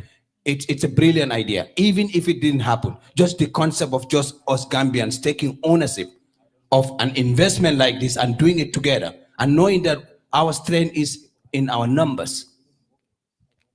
Not only our resources, but our numbers. But I also want to say the diaspora should be looked beyond its resources.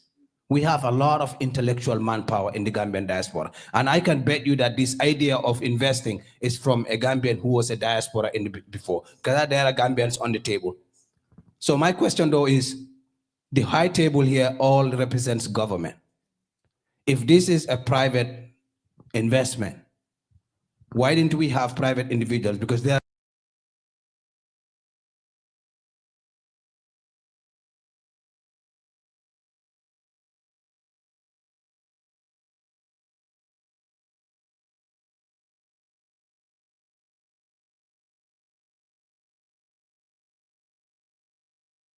One more question. Thank you. I'll start with your last question.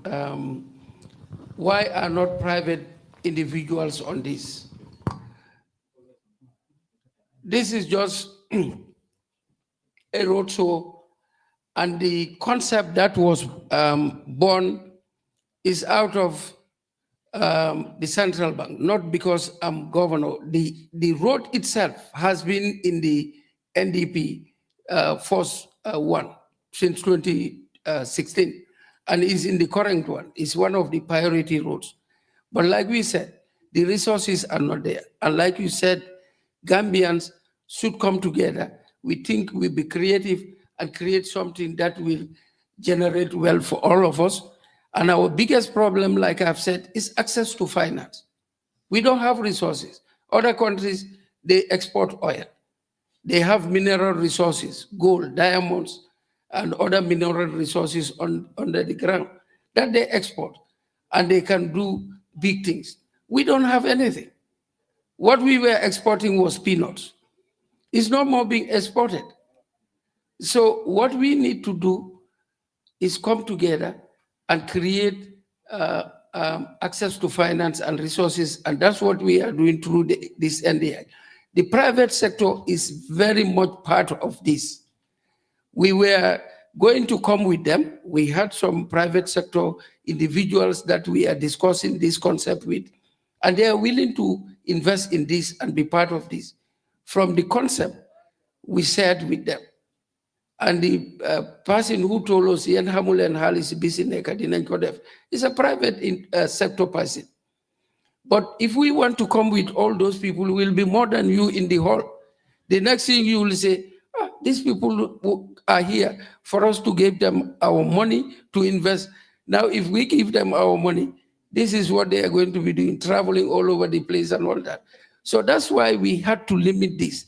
And we have to develop this, creating certain things, even for the private sector. The government have to create the enabling environment. And that's what we are doing. This is not the only thing we are trying to create and give to the private sector. We've created financial intelligence unit in the central bank. The concept started there. We grow it. When it grew to maturity, we gave it out. It's now an agency of itself. Next year or year after next, we will have an insurance company in the Gambia for the first time. It's been nurtured in the central bank, and we feel that it's matured, and we are going to send it out. Likewise, this thing, the concept developed, is maturing, but we are in it, I can assure you, with the private sector. In fact, there are other projects that this concept is looking at. And in that project, we wanted to team up with a private sector company, but that is foreign. And Gambian private sector individual, 3 of them came to us and said, please don't do it. The 3 of us can do it with another foreign African company that had that it was going to be a company outside the continent of Africa.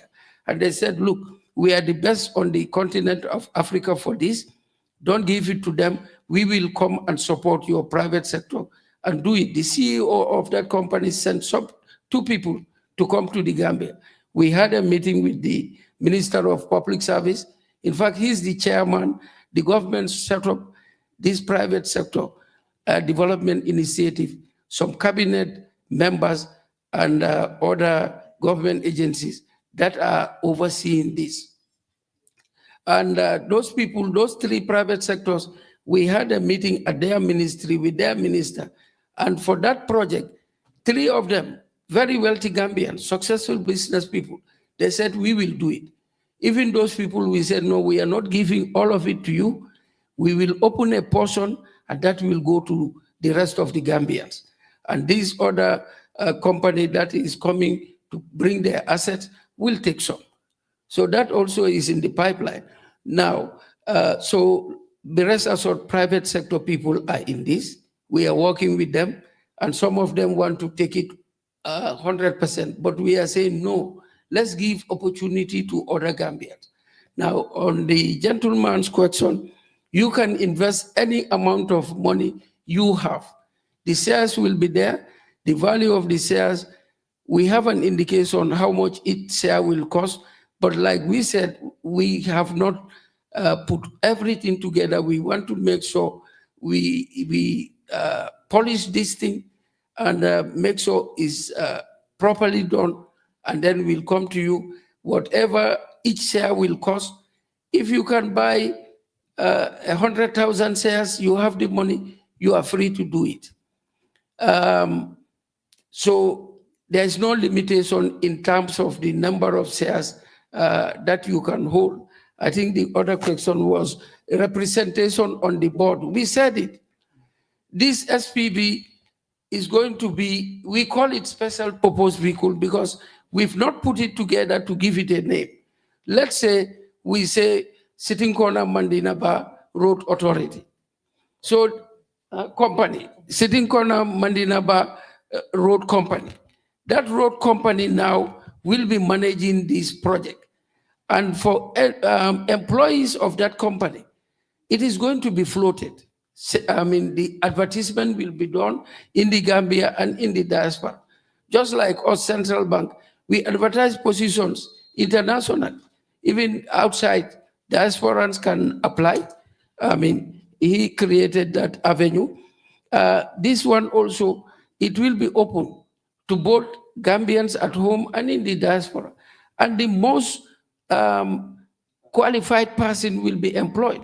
And they will be given performance contract. You perform, you stay there. If you don't perform, there will be annual general meetings, AGMs. They will have to present the accounts, their audited accounts, and their performance. If shareholders feel that they are not performing, they will kick them out, and others will be employed. And again, there will be a board. The board of the company will be those who have vested interest in it. My deputy governor told you, there will be a threshold. If you invest up to that amount, you have that number of shares, you will sit somebody on the board. That's what happened to companies. Banks, insurance companies in the Gambia, private companies. It depends on your shareholding. And you can sit somebody on the board. And the person that sits on your behalf on the board, whether it's an individual or group of shareholders coming together to meet that threshold, they will have a representative on the board. And a board for any company, even in the US, they are the oversight body of the management team. And the management team will report to them. And then the issues are discussed. If they are not satisfied with anything, then they tell them, no, this is what should happen. And that's how this SPV is going to happen. It's going to be managed and run. It's going to be like a corporate institution that you have in the USA or in England or anywhere in the world. Look, we have to believe in ourselves and measure our standards to international best practice. And we are assuring you that this body and board that we are putting together to manage this will not go below those international best practices. And that's why we are in this central bank. The integrity of the bank is there and is the only goodwill we have. And we will not stand that. Because if the central bank goes down, the entire country goes with it. And that is not going to happen, I can assure you. Thank you. Thank you, Governor. Yes, thank you, Governor. Mr. Balne, I've taken note of your invitation to come back to Seattle. I've taken it in good faith. I'll be coming back to Seattle, inshallah. And also, just to add that you've said that there's everything in the diaspora. There's expertise, there's everything. Maybe there's wealth, there's money for investment. Let us explore it. I said in New York that when the governor said that somebody has offered to build the road and monopolize it, I said, why don't any one of you or a group of you offer to build that road? Or why can an engineer, civil engineer, offer to be the consultant for the construction of the road? And then your input will be converted into shares. Instead of you being paid cash for being the consultant, so the value will be converted into shares and you'll be a shareholder. Just like the feasibility study, that is going to be converted into shares. Consultancy work, expertise, also can be invested and converted into shareholding. Again, it's going to be toll road. The US has the best technology. Can you invest in the toll system on this road as your input or as your investment? Then this will be the value of that will be converted into shares. And this will be your investment. So you ensure that you've got the best system with its technology, with its software, with everything tested and so on, and implemented as part of the road system. And then that would be your investment as part of this road project. So there's so many ways of doing this. So I just want to say again, maybe at the level of the embassy, feel free, not only on this road thing, but on any other thing, because so many things happening in the country. And we are in need of everything, and we are in need of everybody. We are in need of all experts and expertise. Please feel free to engage with us. I never knew that there is a Balde in Seattle, until this evening. But Balde knew that there is an ambassador, Gambian ambassador in Washington, D.C. So if I don't know there is a Balde, then I cannot go after Balde. But if Balde knows that there's an ambassador in DC and Balde knows the address, Balde can reach out to the ambassador. Please reach out. Reach out to us. Let us engage. Let us discuss. Let us know your views. Let us know what you want us to consider. Let us know what you want us to know about and what views you have on everything. What input do you have for national development? Come forward. We need national development. Thank you very much. Thank you very much, Your Excellency. I'm going to take 3 sets of questions at the same time, then you will answer because of time. We are crunching on that time right now. So I will take 2 questions from here and 1 on that side, okay? Thank you very much. Assalamu alaikum, everyone. This question is, my name is Sekumani, first of all. This question is for Mr. Governor. So I hear stocks, I hear shares, and I hear tolls. So if shares are involved, how long will tolls on that road be continued to? Is it impact forever? Or is there a timeline when those tolls will stop? Basically, that's my question. Okay. You got that noted? All right. I was fighting with my nerves, but I have a very important question to ask. So my name is Jelimari Jobate, and my partner here is for Bojang. We came together like a few months ago to start a business called Kodo Global Express. So it is an MSB set up for Gambians in diaspora, specifically in the United States. Our goal is to help Gambians in America to easily remit money to their families and loved ones in the Gambia. So now we're hearing about the is it NDI? Yes, the NDI, and an opportunity, an amazing opportunity where Gambians can directly invest into an amazing project in the Gambia. And all I can think of is like, how do we mobilize these funds, and how can Kodo Global Express be a part of this? That's just the business side of me. But then the question is, how are we mobilizing these funds? And is this task force or is this committee looking into partnering with licensed bonded MSB companies here in America to facilitate that remittance? That's part one. And part two of my question is, this is definitely an ambitious project, and I just don't want us to have this conversation here today. And then my next question is, what's going to happen next, right? And if we just reflect few days ago, the US has conducted our elections, and we also how all these different parties have leveraged social media and then helping, using the social media to put their messages and information across.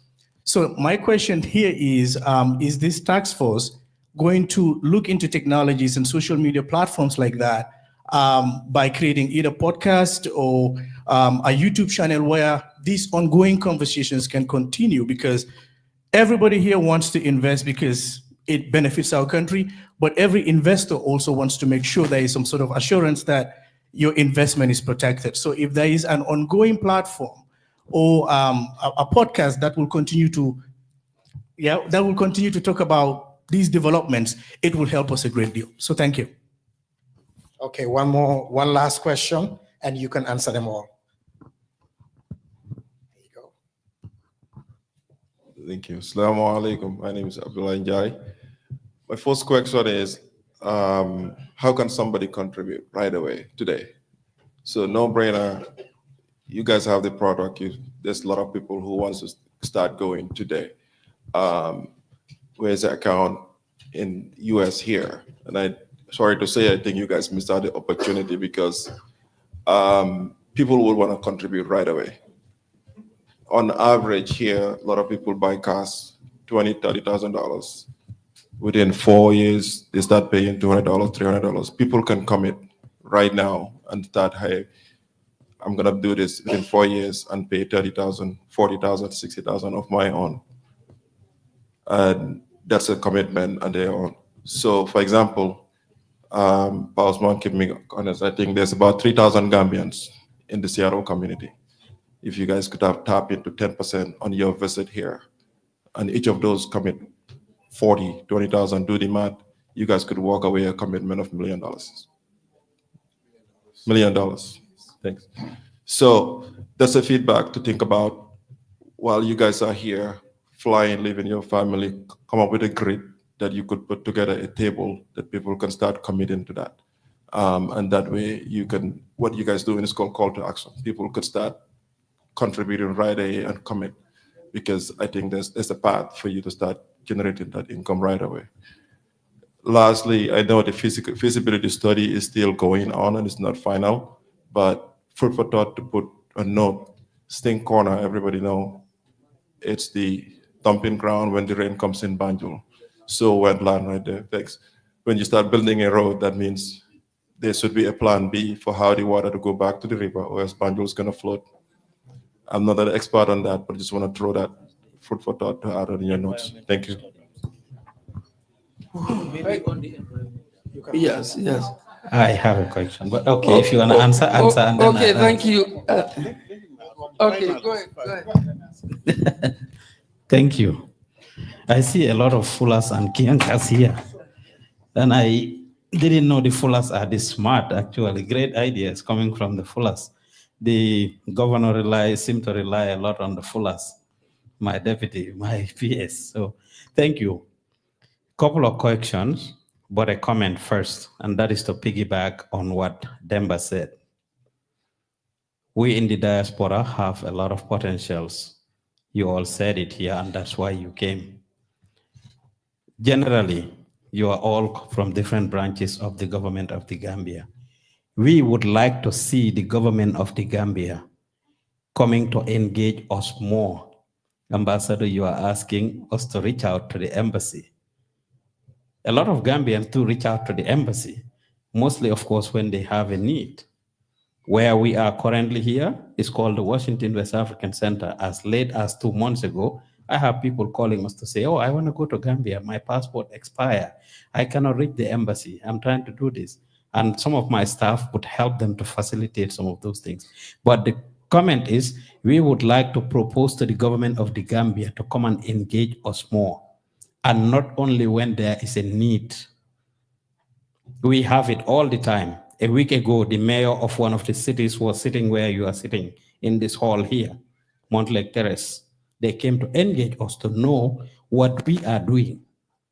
The Speaker of the House of the Washington State was here a few months ago. I'm just saying this to encourage our government at different sectors to engage with us more, to be coming to engage with the diaspora. Not only when you need. Dinañu gëna sawarlo.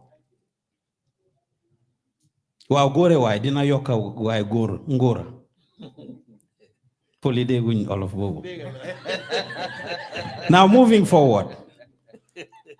Throughout you guys' statement, you have assured this group that there are people interested, private sector, others who want to grab this opportunity. What assurance can you give to this group that you are not just trying to do lip service or coming to, just get the diasporans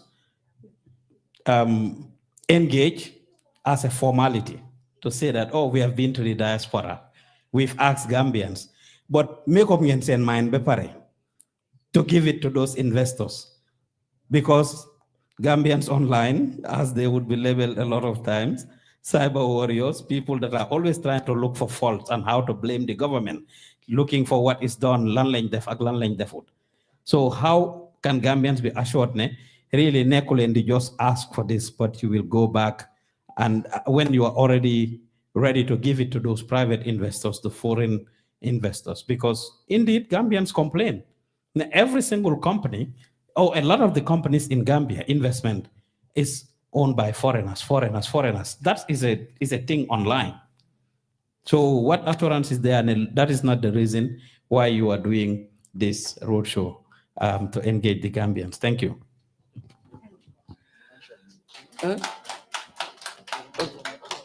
Well, okay. Yeah, go ahead. Then I can. Yeah. And Pa Usman, by the way, he's asking us for the time crunching. His question and statement was too long, so we're going to take it out from his time. All right, that's fair. Yeah. By the way, Pa Usman, everybody on this panel, they are all diasporans, including myself. So just know that we just didn't come to America just to come to America. All right, thank you for that. And also to add on to that, if we want to give it to those contractors and those investors that are not Gambians, we would not have been here. Do you know how much money we are spending on this roadshow in terms of per diems? Because we are not living in anybody's house here. We are living in hotels. We started from New York to Atlanta to Dallas. We were going to be in Madison, but because of the election, we postponed. We'll go back there later. We are here today, and the tickets, we fly from city to city. All that cost is on you, taxpayer, is on us. The central bank is pre-financing. And what we are spending will affect our profitability. The year is ending. We are not set to make profit. Central bank is not a profit-making organization. But we've been making handsome profits for the Gambia. 2.45 billion we made in 2022. net profit for all Gambians. Last year, $1.3 billion net profit. As I'm talking to you, we are almost hitting 2 billion. The year has not ended. And if we continue on this kind of expenditures, it's going to reduce that profit. But to assure you that whatever we are doing, we are not kidding here.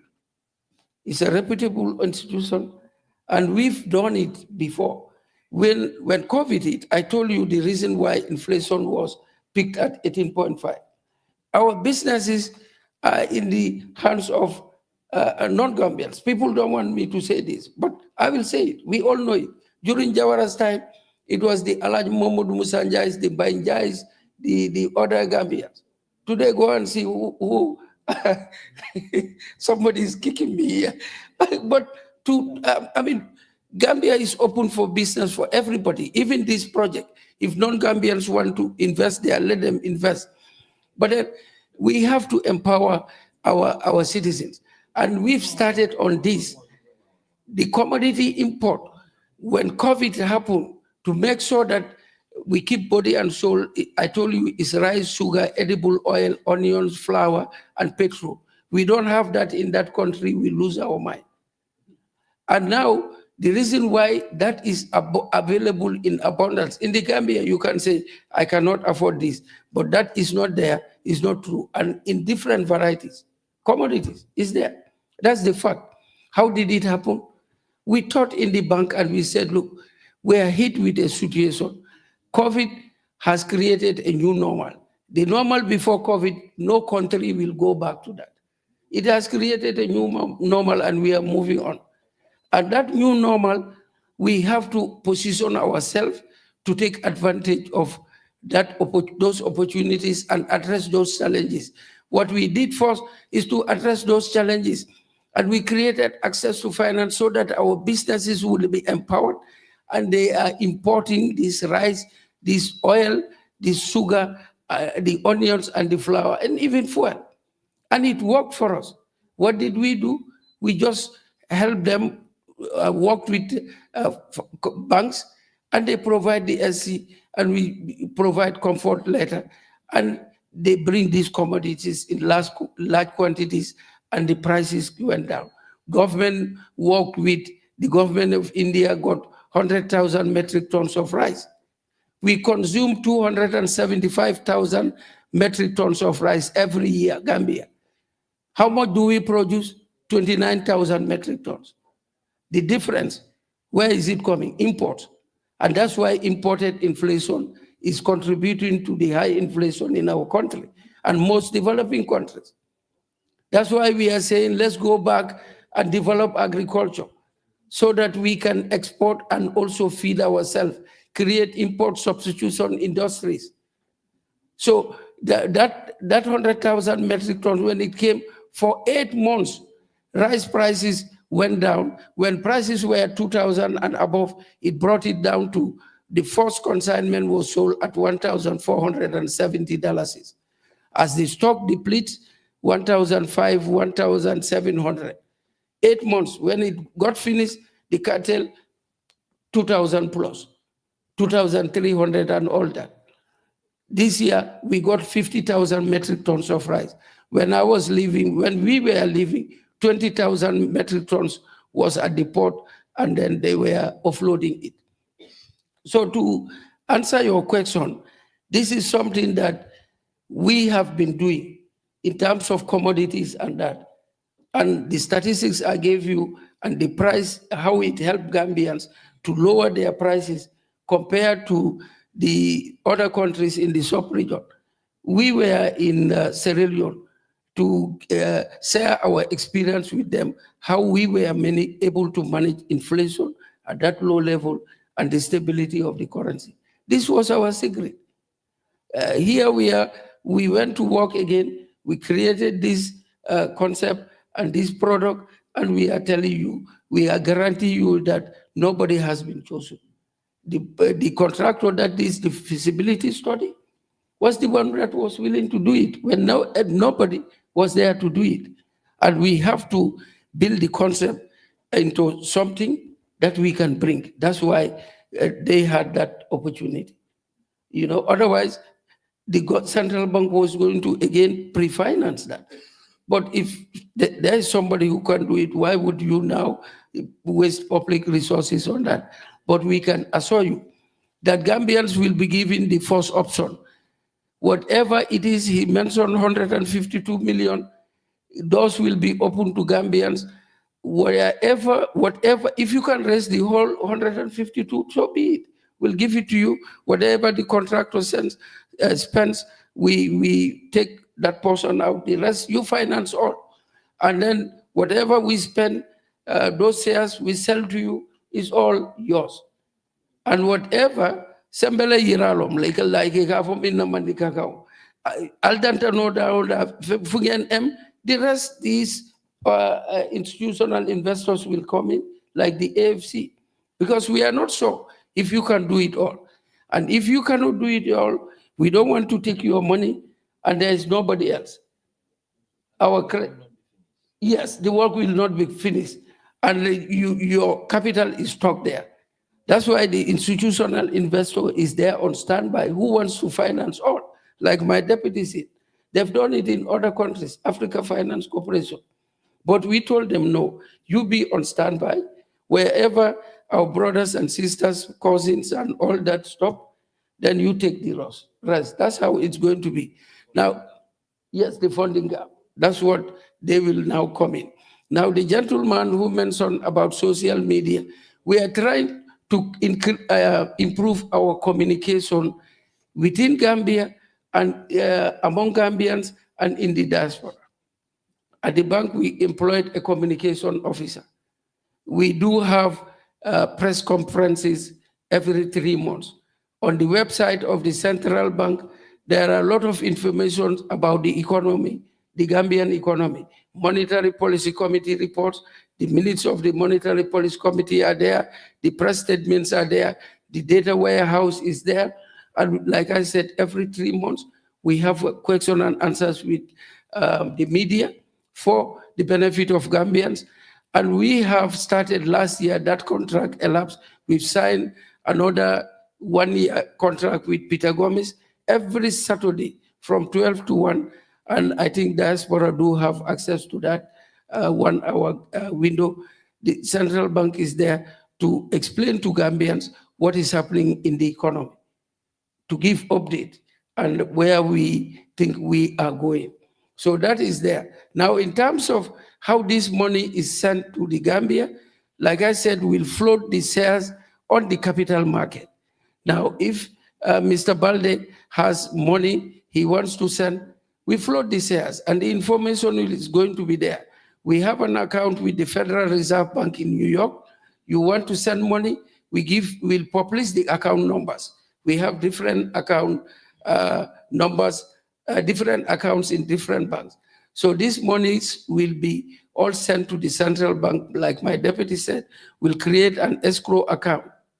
Currently, we have an ring-fence account that is there that we are using, like I told you, for this 1,200 kilometer roads fundings that we are able to collect the 1.25 billion. So that account is there. A similar account will be created for this one. Wherever you are in the world, the accounts that where you can send these monies. For the Europeans, the Bank of England, Banque de France, Banque de, is it Santander, those are there. We'll publish all these accounts. Now, how Mr. Balde decided to send that money to the Federal Reserve Bank in New York is his decision. We are not going to side with any money transfer organization to say use this one. Why? Because we are the regulator and supervisor of those MTOs. So we cannot be part of it for the gentleman that asked the question. Now, the gentleman that asked about the shares, it was the first question there? Okay, yes, the shares. The shares will be, like I said, floated on the capital market. And then the reason why we did not tell you the share prices, like I said, those studies have to be strengthened. Whatever the consultant have finalized, we have to send it to Africa Finance Corporation. And then they also provided a model that we have, that Fadera and Pamodu and their team, and DG here, who is an econometrician by profession, by training, they will look at it. And then they will, that is to determine the authenticity of that study. Because then the consultants, let's remember, they may part this up, but we have to now verify this to make sure that nobody is cheated. And that will now determine the return on investment will be known. And then the share price also will be able to announce. But we want to make sure that the share prices are done in such a way that every Gambian can afford. Now, when you hold your shares, for how long? We are looking at the different models. Is it going to be a 15 year, 20 years, 30 years, or will it be there for continuity? All those things will work out, and we'll let you know at the right time for you to make the decision. But the Dakar one, like I told you, I think I'm not too sure about this. I had 15 years. I don't know the duration, but there is a time limit. And because the studies will show that you can collect this within that period, this number of years. The rest of the years is all income for the investors. Like I told you, we had that in Dakar, in Senegal, 8 years there, FS was able to pay off this. The remaining years of the contract, they had to negotiate with them to say, hey, we have to talk and reduce this, because then, so that the Senegalese people also can take over their road and benefit from it. So these are things that we'll be looking at. There are different countries that did this. In Ethiopia, they built their dam from the diaspora, and every Ethiopian, somewhere paying as, I think, low as $1. Yeah. And the airline too. Yeah. And that's why in Ethiopia, whatever conflicts they have, nobody will hear that they've bombed that dam, because they know they all have their money in there. In Senegal, from Bour to Dakar, they are taking good care of it. In fact, they are expanding now. It's 2 lanes, now they are adding a 3rd lane. Ella Tuba, the road that branches from the Bour to Dakar to Tuba, is the same thing. And this one we are telling you folks, is not just the road. This is going to create other economic opportunities along the road. Somebody may decide to come and say, I want to build a petrol station somewhere down the road. You apply. You'll be given permission, you build. Somebody may decide to say, we need a rest area, a petrol station and some commercial facilities. I'll bring KFC there, or local food chains, rest areas. We are even thinking about creating real estate zones around that area for our real estate investors to build, so that Gambians can buy and own houses there. All those are going to increase the flow of traffic. By the way, for this road, somebody mentioned about the insurance. To ensure that the road also, the viability improve on it, government have decided all trucks leaving Banjul will not go through the cities. They will all have to use this road. And it's going to be legislated by the National Assembly, and it will be done. If they want to be hard-headed around Cape Point, government have experimented it. They build something. They will build some, like a goalpost. And then if any big vehicle wants to go through that, you crash your vehicle. You cannot go. So we are thinking about this thing, and the toll will be electronically, digitally controlled. There is nobody like, oh, this is ambassador's brother. That will not work. And you crash it, police will be there, the law is there, action will be taken. So this is well thought, because it's our investment.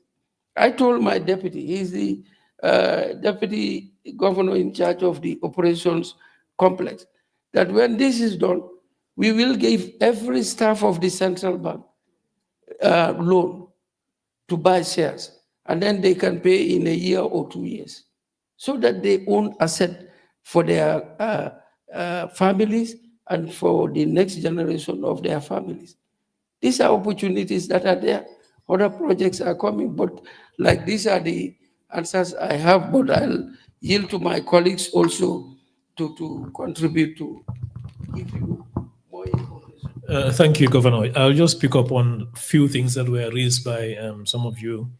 Somebody mentioned about flooding and the impact of that. I mean, for a project of this scale, there will always be an environmental impact assessment, and that will be done in collaboration with the National Environment Agency, and of course ourselves and all the stakeholders involved. So this is really important because some of these areas goes through swamps, so we need to look at the ecosystem there, the climate change effects, oyster farming, the mangroves, all of those things are looked at, and there's a mitigation strategy also in the document that you'll be getting, the feasibility study.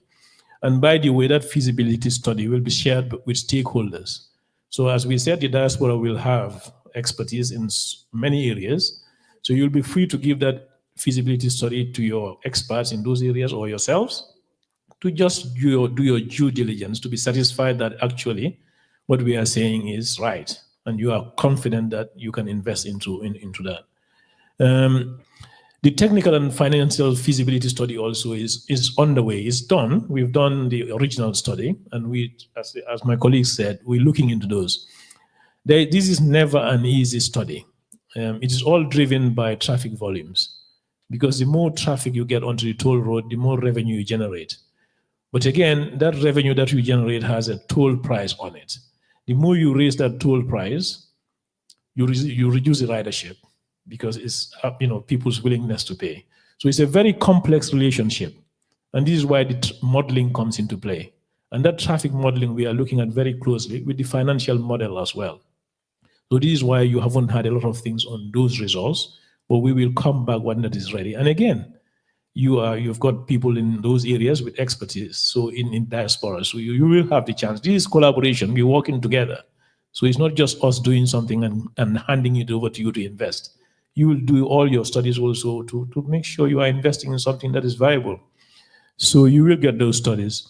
Just on the assurance side of things, and somebody mentioned about assurance in terms of delivery. So you build something 2-3 years down the line, the road fails or whatever, what happens to your investment? No, that's not going to happen. Normally with these construction projects, we have bonds. So the contractor is required to bring in some bonds, so we hold him responsible for delivery. If he doesn't deliver, we draw down on those bonds. And there are damages also. If he doesn't perform, we can charge for certain damages. But remember also, as we said, one of the contractors, which is Reski, is also interested in this project. So if he is a shareholder, he will ensure what he builds is to standard, isn't it? And again, the other thing that we've never been thinking of in the Gambia, which we will start at the NRA now, is performance-based contracts, where we get contractors build these roads. After the 1 year, which they call the defects liability period, that's the normal thing you have. After a year, they can come back and fix defects. But in some countries, in the high-performing road authorities throughout Africa, they tie them in for 5 years. You come back and you fix it. It's a risk to them, but they have to ensure the product is fit for purpose. So if there's a defect within 5 years, you come back. So in this project, there are all those things we can put into the contract to make sure we are getting a product that will last us for the amount of the duration that we want it to be. And again, in the feasibility study of this, there are two major repairs also built into the cost. So the operation and maintenance cost is a whole life cycle cost of the project. It's not just constructing it. The maintenance and operations of it is inside it. And there are two major reconstructions, or major repairs also fitted into the model in terms of the financial model. So all those costs are built in. So you are really assured of a product that is really going to last us for 30, 40 years. Your assets will be guaranteed over that duration because it's got those costs built into it as well. And as I said also, if the contractor himself is a stakeholder, that's another layer of guarantee, isn't it, in terms of the product. All right, thank you. Can I add response to Mr. Njai about collecting $1 million today? You really inspire us. Thank you. That's a very good idea. Yeah, but there are two reasons. The first is that we haven't finalized the numbers yet. On this, and like we said, we're still looking at which route to take among the options there. But more importantly, we are not also legally allowed to take money from you right now because of the U.S. laws that are here. So that's what it's a sensitization exercise. It's not a solicitation. But when we're done, you will invest through the stock market and then get this thing done. But we are encouraged by your enthusiasm and your desire to start today. Yes, we look forward to that. Okay. Thank you. Thank you very much for my communication. Okay, Mr. Njai, thank you for at least opening that line and for them to clarify that, because we see the impact this has done. And I would thank them for the advocacy, for them to even coming out here to reach out to more diverse Gambian communities. I mean, other states are not happy. Even Canada is asking why we are not there. So I think this is a start. It's something innovative, but I call it an evolution of a new Gambia. Like I said earlier, responding to Pa Usman, everybody on this high table have been outside and they all went back home, including myself. So them coming here, they feel the need. How do we bridge the gap between the diaspora and the Gambia? That the diaspora should not be left behind in any kind of development into the Gambia. So we definitely thank you guys, Seattle. Thank you so much. I think me being an athlete, a former athlete, the race, we've learned this in high school, the race is not for the swift, neither the battle for the strong, but for those who endure up to the bitter end. And I think this was a good turnout. It's a very up-close, personal conversation that we're having, and we're looking forward to continue this with the diaspora, but also with the Europeans, I believe, and then back home to have a nationwide tour. But the beautiful thing about all of this is that we couldn't do it without the help of Pa Usman Joof. He has been supportive. He has been making sure, thank you. Yeah, Pa Usman Gayab, right? So Seattle, thank you. I mean, the families that came out here, the community elders, I know chairman, you disappeared for a second, we didn't see you. So thank you so much for coming in. And for those who found out at the last minute coming in, we thank you so much. To our sisters, our brothers and nephews and nieces, we definitely thank you. Demba, I cannot thank you enough. Alcamba, where is he at? Does he disappear on me too? Marena, we couldn't thank Marena enough also, because he has been calling us since we were in the Gambia to ask, how can he help? How can he participate? And these are the national things that we're now hearing because of the engagement that we're doing. We're feeling more comfortable. It's not about government. People like myself went back home without a job offer. I did not go home because somebody offered me a job. It was a sense of calling, sense of belonging. And that's what they're advocating for. We're not here to ask anybody to come home. We're saying that let's take the opportunity. And I always say this, and I think I've used this phrase every state we went to. An opportunity missed is not an opportunity lost.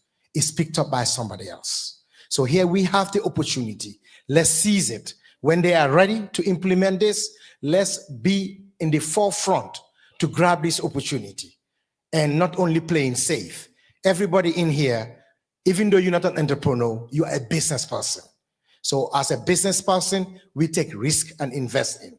This is our country. Let's take control of the Gambia. The Gambia is being left behind, not by the government. It's for the people. The Gambia is for the people. So I'm available. My office is available as a chamber. Reach out to me. I'm easy to get to. You have my number on there. Pa Usman have given it to you. Feel free, call me. I don't sleep that much. Call me and I'll answer to your call. See how we can collaborate and work together. So my coming here would not have been possible if the central bank haven't reached out to me. They only reach out to me through a partner of the American Chamber of Commerce. So what the Chamber of Commerce does, we do have members These are usually, I always promote them. 95% of our members at the chamber in the Gambia are women.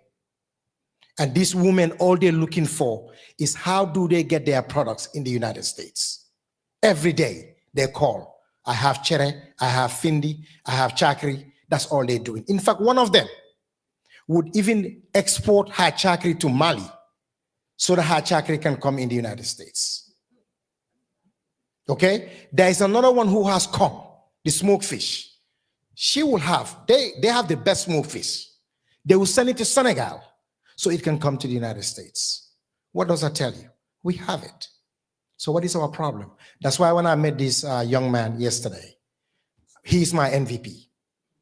I'm not saying I don't care about the $152 million that this project would take. But for me, I can drop the mic today and walk home with this guy to make sure that he comes to Gambia. We said we're gonna support him. I will do whatever it takes to support him to come set up in the Gambia. No matter how small it is, let's just have our product made in the Gambia on the American shelves. Do you know how it feels when I walk into Walmart or Kroger and see this tuna? What is it called? Starfish? If you don't believe me, you go look at it. That is a made in Senegal. Well packaged. And guess what my uncle told me? Where did the tuna come from? Gambia.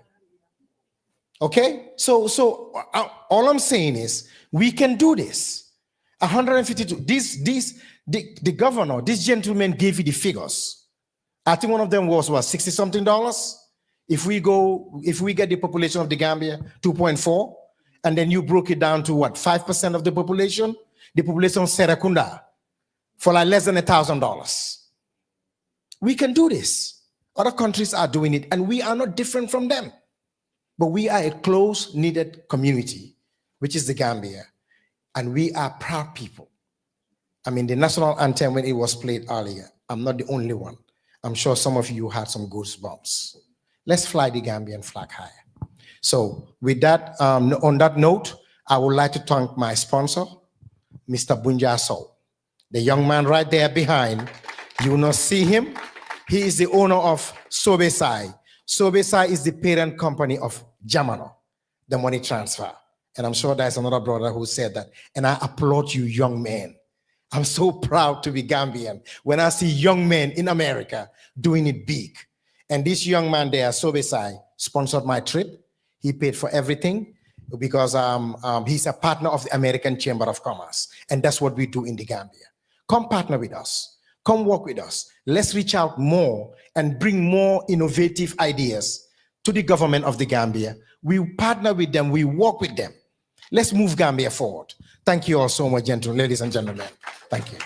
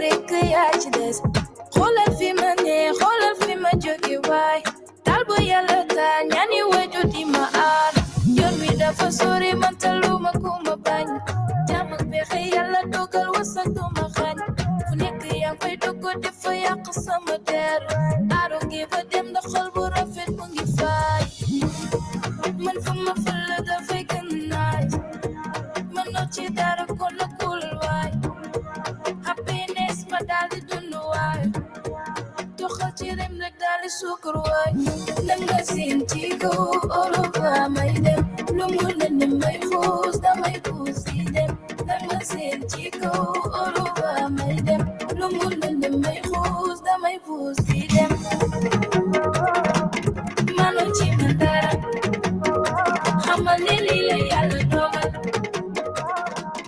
mano ci man dara nangul ne lii la yàlla dogal xam naa li ma doon man de xam naa ki ma doon maa ngi doori waar maa ngi béy sama waar tàll samay loxo yàlla bu ne ma naam xoolal fi ma ne xoolal fi ma jóge waay taal bu yàlla taal ñaani wadu di maar yeleli yaayo man bu yàlla ngem la ma lu ma songu daan man fa ma fël dafay gën naaj man noo ci dara kon na kul waay happiness ma daal di dund waay doxal ci rem rek daal di sukk waay nanga seen ci kaw Europa may dem lu mu leen may xuus damay xuus di dem nanga seen ci kaw Europa may dem lu mu leen may xuus damay xuus di dem mano ci man dara xamal ne lii la yàlla dogal mano ci man dara nangul ne lii la yàlla dogal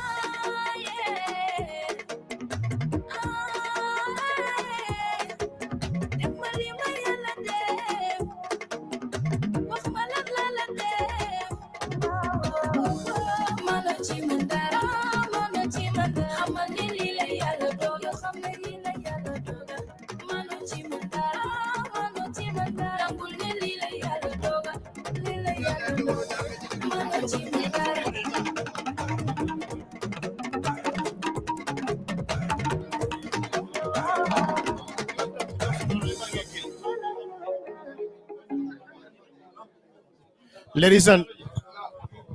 Ladies and gentlemen, hold on. It's real life music.